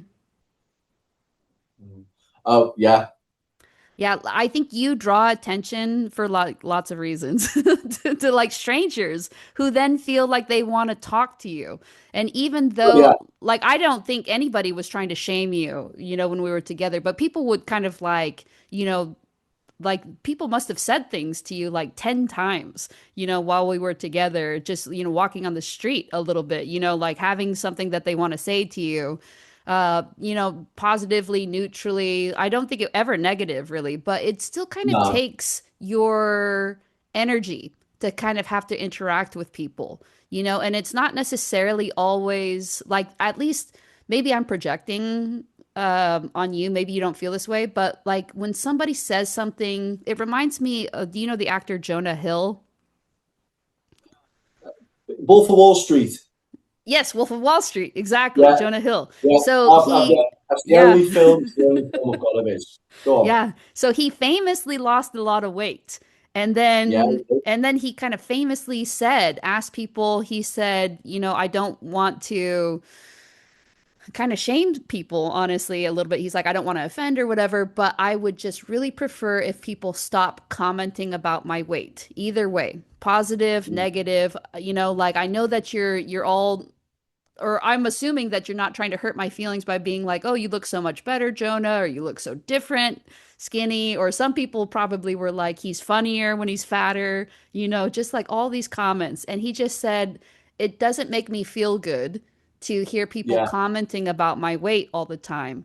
And like this idea of, even if it's positive, it's like it takes some of your mental and emotional energy to even hear it, to even have to yeah, respond it, to even process it. Like it's such a personal thing. It's different than saying something like, hey, beautiful day today. That takes very little emotional or psychological energy for people to talk yeah, about the weather. And that's why I think it's so polite. It would be kind of like somebody coming up to you and being like, hey, isn't it terrible that children, often get murdered by their parents or something? You'd be like, oh my gosh, like this is heavy. That it has more weight, more emotional and psychological weight than if somebody said it's a beautiful day. And I think in the no, same way, people feel that stuff about them has more psychological and emotional weight, even if it's not um, negative necessarily. So sometimes I wonder that about you, Dorian, is that it seems like not just online, but even in real life, a lot of people are just commenting about you. And I wonder, like, why? Why do people feel the need to comment about people? They just like feel like they have to say something. My girlfriend Aria, she has this thing about like, don't say it. That's what she says. Don't say it. Don't say it. Don't say it. And she's like, people just want to say it though. That's what she's saying. And yeah. when I first started dating her, I was like, what is it? What is the thing you're talking about saying it? But I think she kind of It's the means thing. it's whatever. It's It's the just the thing action of in their head. saying it. And she's like, you don't have to say it. Like, if you're going to say it and it's going to make people feel even like a little bit like disrupted and just their normal flow, the normal everyday flow of what they're doing, don't say it. Don't say it. Like, really think to yourself, am I just kind of like, uh, she says sometimes that like when some people talk, it just sounds like fart noises coming from their mouth, like and she's Yeah, like, that's the quality of what they're saying. And it's like, it is kind of true. Like in the same way that we kind of like would not burp, in front of somebody's face. Like it's not nice to kind of just be like, hey, I'm going to constantly impose upon you with my commentary about you, about, whatever's happening. And that's, yeah, it's interesting just being around you, like how often people would comment about you or like kind of like try to engage you. And it's like, you're like basically a celebrity, it's like you can't go outside without just yeah, being harassed. yeah. Do you know what? Some days it is like that, and in my head, see, if I wake up in a good mood and that sort of happens, then in my head it is kind of like, flashing cameras, all of that. But honestly, most days, because I mean, I have NPD, but I mean, at the core of my personality, it's pure psychopathy. So I don't need this constant stream of commentary. It's as positive as it is, but I don't need it all the time. So yeah, it kind of like some days I'm like, it's more. It's a lot more masking, being polite, etc. But I've only got so much of that in stock, in me for the day. But yeah, I've had people come up to me all the time. I had an old lady, I think it was in January, like some months ago, and she said to me, she was like, "Oh, I saw you walking down the street, like last year, and you were wearing this bright pink suit, and you were walking with a very confident walk. Because if you see me walk, I walk like I'm a bouncer, but it's not on purpose. It's just like I've got that rock, and I've got my biggest shoulders and stuff. So I've got a very confident walk, which I always have had done since I was a kid. But I've got a cocky walk, and I'm walking down the street and I'm dressed nicely, so I can kind of, I can get it, like I understand it, but yeah, at the same time, most of the time I'm just like, oh, leave me alone, like because it's if I'm outside, I'm busy doing something, whether I'm going to uni or if I'm doing my shopping or this that or the other. But yeah, I don't remember getting stopped or getting stopped that many times when I was with you, but I mean obviously I did. Um, I remember a couple of times, but yeah, sometimes it's just like that.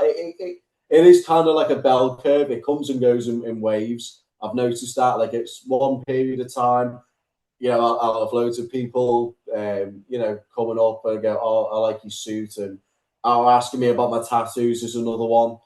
And then it'll stop for a long time, and then it'll start again, and so on. Yeah. Maybe too because it's like a holiday town that we were in, and so people had Yeah. been drinking. It was Windermere is something else. Do you know what? We'd have to. I know I said to you about you coming to Liverpool. I said you should come back to Liverpool one day when you get a chance. But if you wanted to go to Windermere again, I mean, I've got to get a job first so I can actually do things.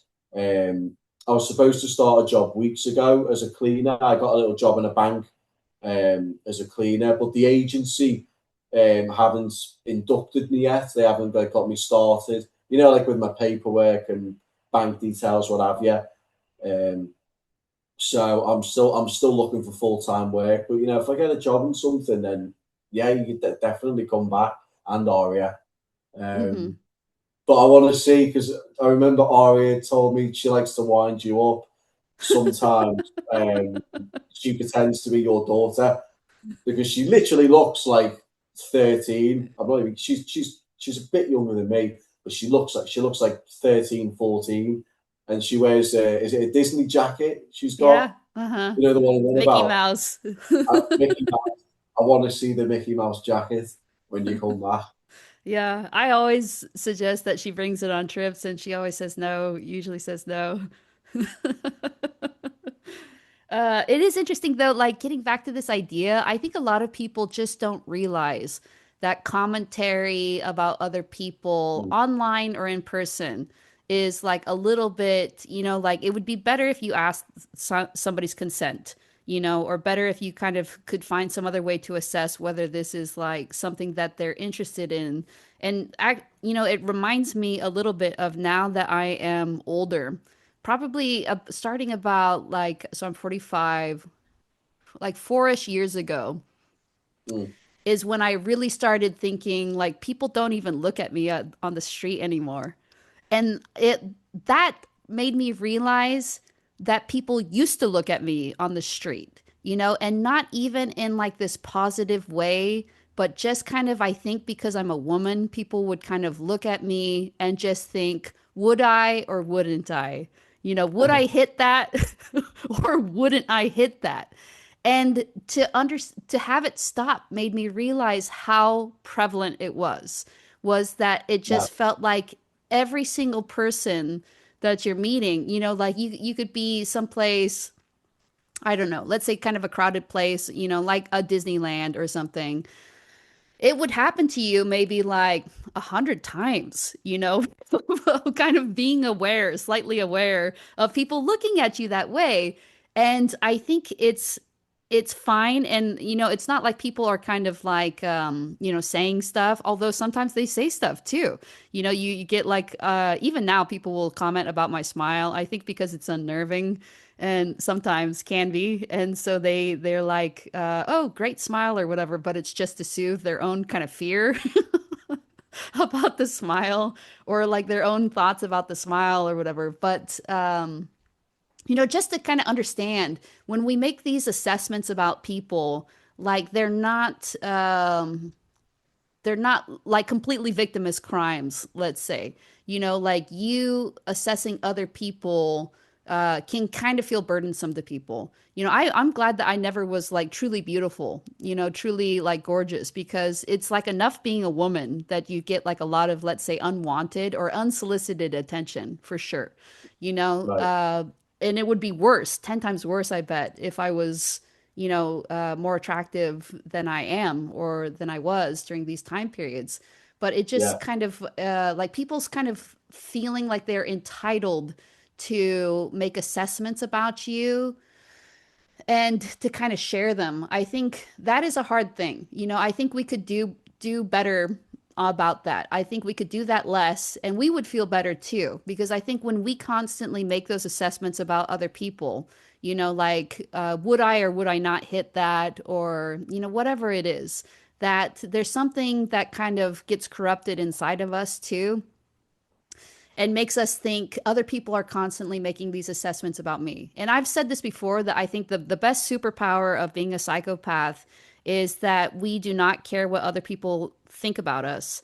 And that is true. Like even if I think somebody's like would not hit, hit that when it comes to me, so to speak, Yeah. that does not hurt my feelings. That does not even change the way I think about myself, but it does feel like I'm under like a microscope a little bit, at least like a magnifying glass, and or at least under somebody's gaze, in a way that I don't always welcome. I actually don't want to be looked at most of the time. That's just kind of my natural preference because I don't have that narcissism that you and Arya have. Yeah. I was going to say for me, it's a little bit different. So in general, I definitely favor female attention much more than male attention, and I think, and I wouldn't say, well, yeah, I'm used to it in a way because I've always had that. I've always been that way since I was a child. I've socialized a lot better with females over the males. Um, maybe not like relationship wise, but in general, on a surface level, like there's only me and two other males in my psychology class. The rest of the students are all female, so I get along great with them. I'm very confident, very charming, but very very friendly, polite. I'm clean as well. So that works for me. So I don't mind if a woman or a girl like said, "Oh, like I wouldn't get in bed with Dorian," I wouldn't take that personally. I would just say, "Oh well, not everyone can have good taste," and that is just like my immediate thought process to that. But I wouldn't take it personally. Um, Maybe even if I did find her attractive, because I mean, that's allowed. Everyone's got their own preference at the end of the day. But yeah, I wouldn't. Not like a core soul NPD where they will like just fly off the handle over anything like that. But me, not quite. No. Um, yeah, as far as, but yeah, in general, do I need to be liked? No, I need your attention and your emotion. Your emotion is very important as well. That's what I need from people, to elicit attention and emotion, because that gives me my supply, my ego fuel. The Whether it's a wind. negative or a positive attention is out of the equation. Both are acceptable. Yeah, the wind beneath your wings, I was gonna say. Yeah. And it's interesting. I'm going to guess that people commenting about this are going to say something like, "Okay, yes, but can I say kind of something about your appearance or whatever, Dorian?" Yeah, go I bet for it. some people are going to be like, the reason why Dorian gets talked about is because of X or Y or Z, because he dresses this way, because he walks this way, because he has face tattoos, because he's attractive, because, whatever reason they say. And they're going to be like, this is the obvious reason, and you guys are dancing around it. And, it's like they're going to try to make it seem as if they have no choice, that to see somebody who has one of those characteristics makes it like you couldn't possibly do anything other than act that way. And I think this way often about like I have uh it's gonna be it's gonna be What weird to are you going to introduce say? this, but What are I you going to have say? like beautiful breasts, like they're We so talked about this. yes. When did we have talked about this? I've been sat. It was when I used to put my sofa over there in front of me. Oh, you can Yeah, see this. yeah, But we have talked about your breast yeah. in the past. So But I going will back, say, I was reading this book because I've started reading books again. People have like good talk about your breast. recommendations. Yeah. Well, in the book, and it was the book is The Seven Husbands of Evelyn Hugo, and she in the book happens to have like these beautiful breasts, and that's kind of like what her at least her early success in Hollywood hinges on. It's kind of like she's like an Elizabeth Taylor type of character in this particular Yeah. book. Okay. And she one time mentions about another actress who was wearing like a particular style of dress, with like a V-neck, and she says that would be the style of dress I could never wear without being arrested for prostitution. And I feel the same way as she does. There are certain clothes that I just could never wear because people would be like, like this is too explicit. And it reminds me actually of my sister who she's always had like curves, like womanly curves. And at BYU, she did ballroom dance. And BYU's, the Mormon University in Utah, they have a very good ballroom dance program. It's like one of the top ones in the nation, definitely the nation and even the world. They said they couldn't put her on the top team because the costumes would look too like lascivious on her. Like she would look too erotic wearing these costumes, these tight kind of dance costumes, and that all anybody would be able to think about is basically sex. Watching her dance in these costumes, and she would take something, as like clean and wholesome, I guess, as ballroom dance, and make it suddenly seem like it was a burlesque show. And this is basically what they told her. And they were like, you have to like lose weight, so you like lose some of these curves, these womanly curves, in order to. And they said, Wow. yeah. Can you imagine? But I feel like some people are going to be like, like the obvious reason why people interact with Dorian is X. And I want to tell you, these people, that's how what I feel about it. Like you saying those sorts of things suggests that you have no control, which is the same reason that I have always been careful, had to be careful, like with what sorts of shirts and dresses that I wear. I had a high school teacher tell me that I was like, and it's so funny too. I've stopped wearing a bra like most days because I'm like, I do not want to feel like hindered by this anymore. And my girlfriend will sometimes comment, she's like, yeah, people probably know you as the woman who's not wearing a bra, like walking around the neighborhood. And I'm like, how is that a thing though? Like, why is that like something that I have to even think about? It's not like I'm wearing no bra and no shirt. I'm wearing Yeah, a shirt. that would be a conversation piece. That would be Yes. I'd be going, look, Chuck, she's right there. Yeah. And if the breasts move, they do. They just do. That's what they do. It's like so weird that people have tried to shame me all my life for this. And that's what my high school teacher talked about is I think maybe I do talk about this in the book. He's like, yeah, your You do. breasts were like, You've mentioned this. You've mentioned this in the book. Yeah. And I'm like, you're my high school teacher. Even if you're thinking this, please just don't say it. And Yeah, getting back to Arya about the saying it. It's like that thought that you think I need to be a particular way, I don't want to hear it. I don't even want you to think it. You know, like I think that you are stupid for thinking it because, like, what the fuck do you know about me? The answer is nothing. You know nothing about me. That's the real superpower of a psychopath is I care so little about what you think about me that you could say all sorts of stuff. And the only way in which it affects me is, yeah, when I get fired. But then I just sue people and get a settlement. And so it's bad for everybody because now they've had to pay me out and now your tuition increases or whatever else it is. You know, and so it's like just people want to be able to think it, to say it, and have me care. And I think the fact that I don't care bothers me. And I think that's what's happening to you too, Dorian. When people say like toilet stuff to you online, or when people like this coward, the anonymous coward, you know, do these sorts of things, I think they want it to be just like objectively true that you yeah, can't be a psychopath and be at university, that you can't have, you know, look the way that you do and just be like a normal guy, you know, who girls like. They don't want that to be true because if that turns out to not be true, then they're going to have to question every other assumption they've made about their lives. You know, they've probably like censored themselves and self-mutilated themselves in like thousands of different ways to fit society. Like in the same way that I, you know, am learning like even by wearing a bra, I feel like that I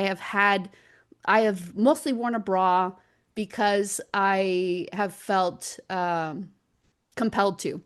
You know, that's what I've kind of recently realized. And I would even have nightmares about this, where I would be like out and about and realize, oh no, I don't have a bra. You know, like, oh, and think about that and think, okay, I need to like hide this or whatever. Like the fact that I was having nightmares suggests that there was something, even if I was like not consciously aware of it, that there was something yeah, that bothered me about the way that that societal expectation was being imposed on me in a way where I was like, you know, like especially as a 16-year-old girl or whatever, like what the fuck? Like if that's what we are doing to yeah. our If you're, if, 16-year-old girls imposing these yeah, sorts of ideas on them, I just think it's terrible. And so I really am pushing back on this idea that people are going to be like, hey, you know, Dorian should expect to get blowback about this because this is the way he is or the way he acts or whatever. And I think, no, he shouldn't expect any blowback. That's just you wanting to say it, you wanting to impose your ideas about yeah, life, about people, about bias, humanity on Dorian. And that's not fair to prejudice. Dorian.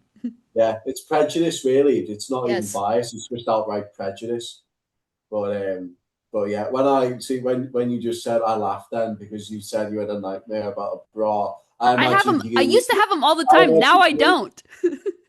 I imagine you being chased down a dark alley by a giant bra, and that was just funny to me.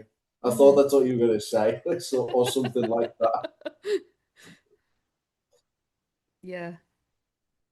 But but yeah, yeah, yeah. I mean, if people online, if I get criticism or something online in general, I don't really care. But when it's in person, then you've got to do this whole sort of song and dance and yeah, I had it the other day. It wasn't too bad. I don't get annoyed if it's a compliment. If someone just pays me a compliment, I'm not too bothered. But it's when they want to take up my time with it that is when that's when it becomes irritating.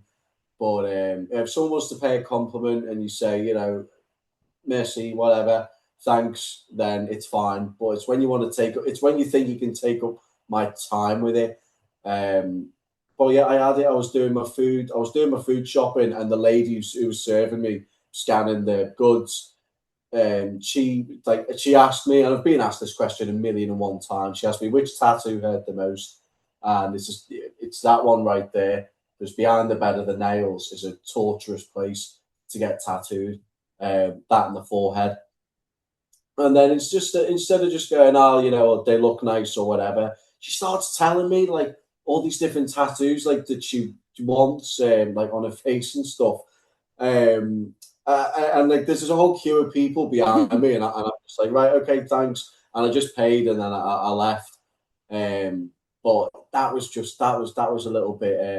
I thought, I'm like, you're at work, and you're supposed to do a job. Do you know what I mean? But yeah, if you just like stopping me and talking to me constantly, then that'll get irritating. But or people making prejudiced judgments against me based on me having a personality disorder is a whole other kettle of fish. They're two different things. I can't stand either of them. That's just like it's just wrong. Yeah.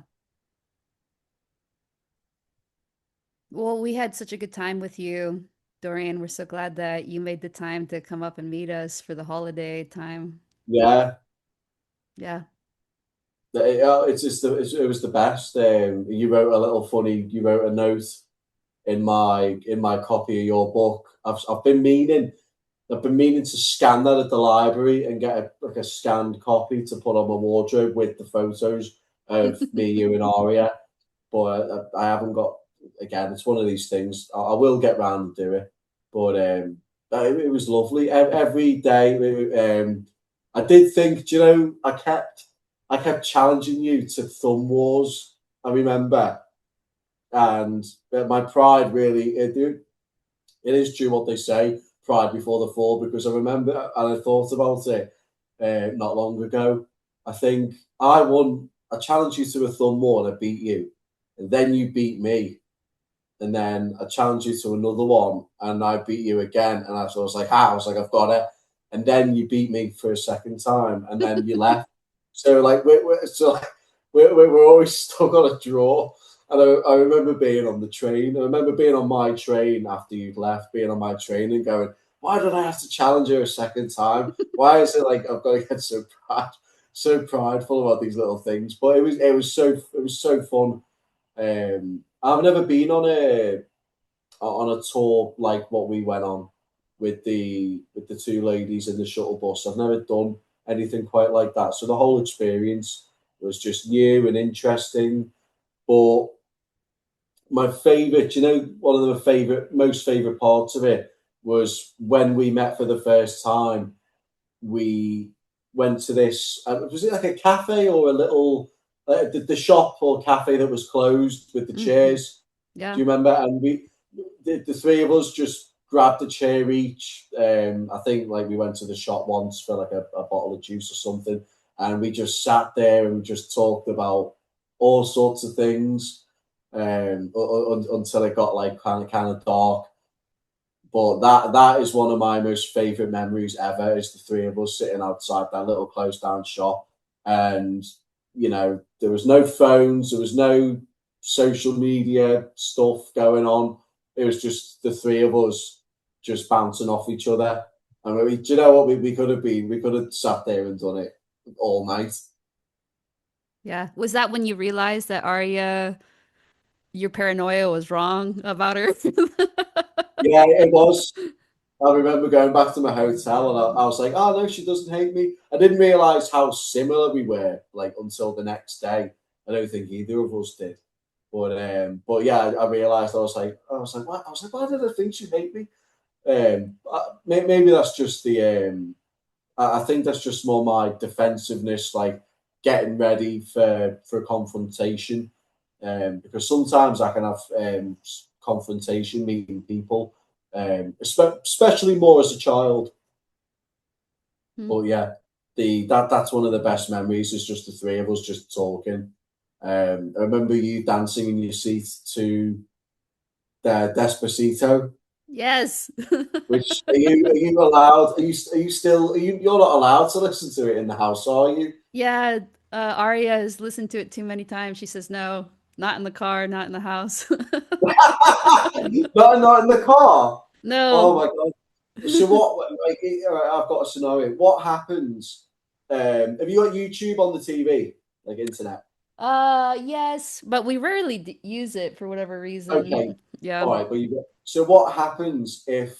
what happens if Arya leaves to, let's say Arya goes to university for the day and Yeah. you're at home, and you think, well, guess what I'm in the mood for? I want to listen to a little bit of Despacito. And, you do that, you listen to it however many times you want, and then, you shut it off, you go, you go on Discord, you do whatever it is you want to do. And then Arya comes home, she turns on the TV, and bam, there it is, Despacito. Are you at fault for that? What sort of punishment it lies in you? What are the consequences? How does that play out? She's actually really patient with me. So stuff like that, there's probably like 20 things like that she has to deal with every day from me. She the other day was like, you realize that because I have these little Who gets stuck salads. you? Yeah, that Yeah. I eat every day basically. There's like a bag of salad, but inside there's like other bags too, like the dressing and then like sometimes Okay. like Yeah. yeah, like different things to add to the salad.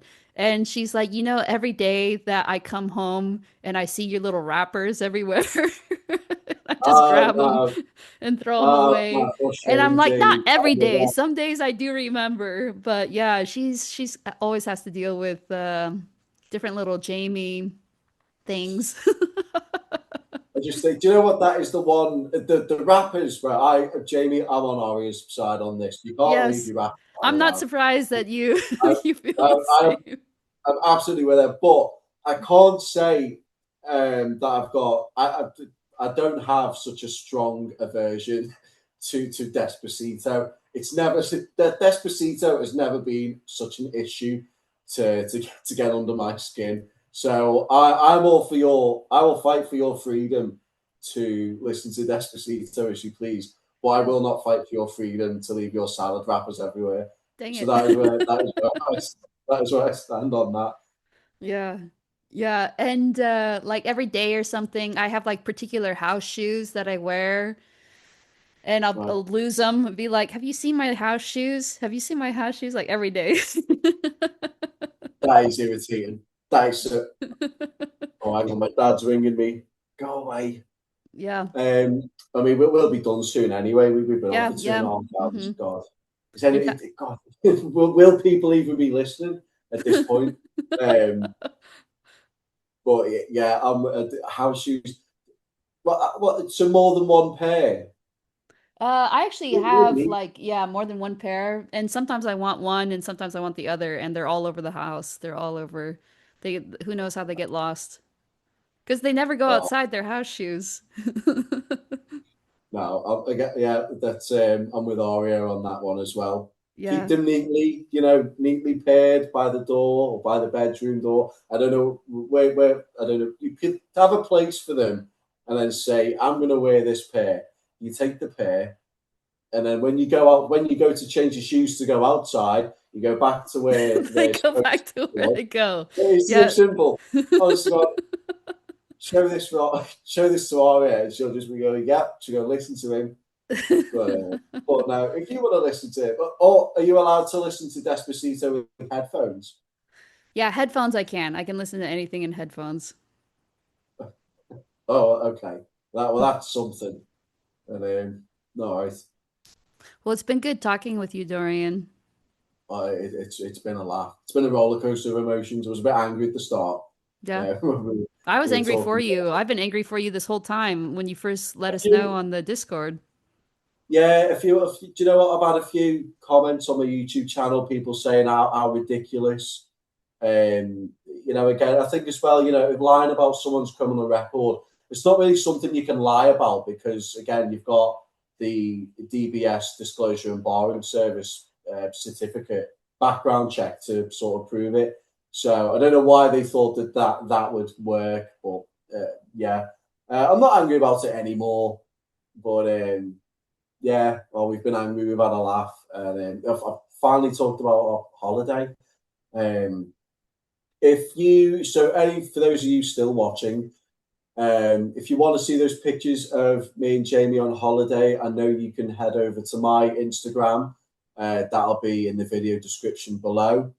And the only other favor I'll ask of you is to subscribe to my new YouTube channel where I upload the picture of Dorian Steele. You just type that in and you'll see me come right up. Sounds good. I love it. Yeah, and if for some reason the Instagram is at Teddy Bateman and the E in Teddy is the number three, right? It is. It Yeah. is. Yeah. I was just looking that up yesterday. All right. Well, thank you, Dorian, and have Uh, fun chatting your dad. And good luck on your final exams, your last final exam. yeah. One more biological psychology, and I've revised for it. I'm going to knock it out the park. Love it. Piece of cake. But yeah, love you, Jamie. Love Thank you, you. everyone, for watching. And for me, it's arrivederci. Bye. Chat you soon.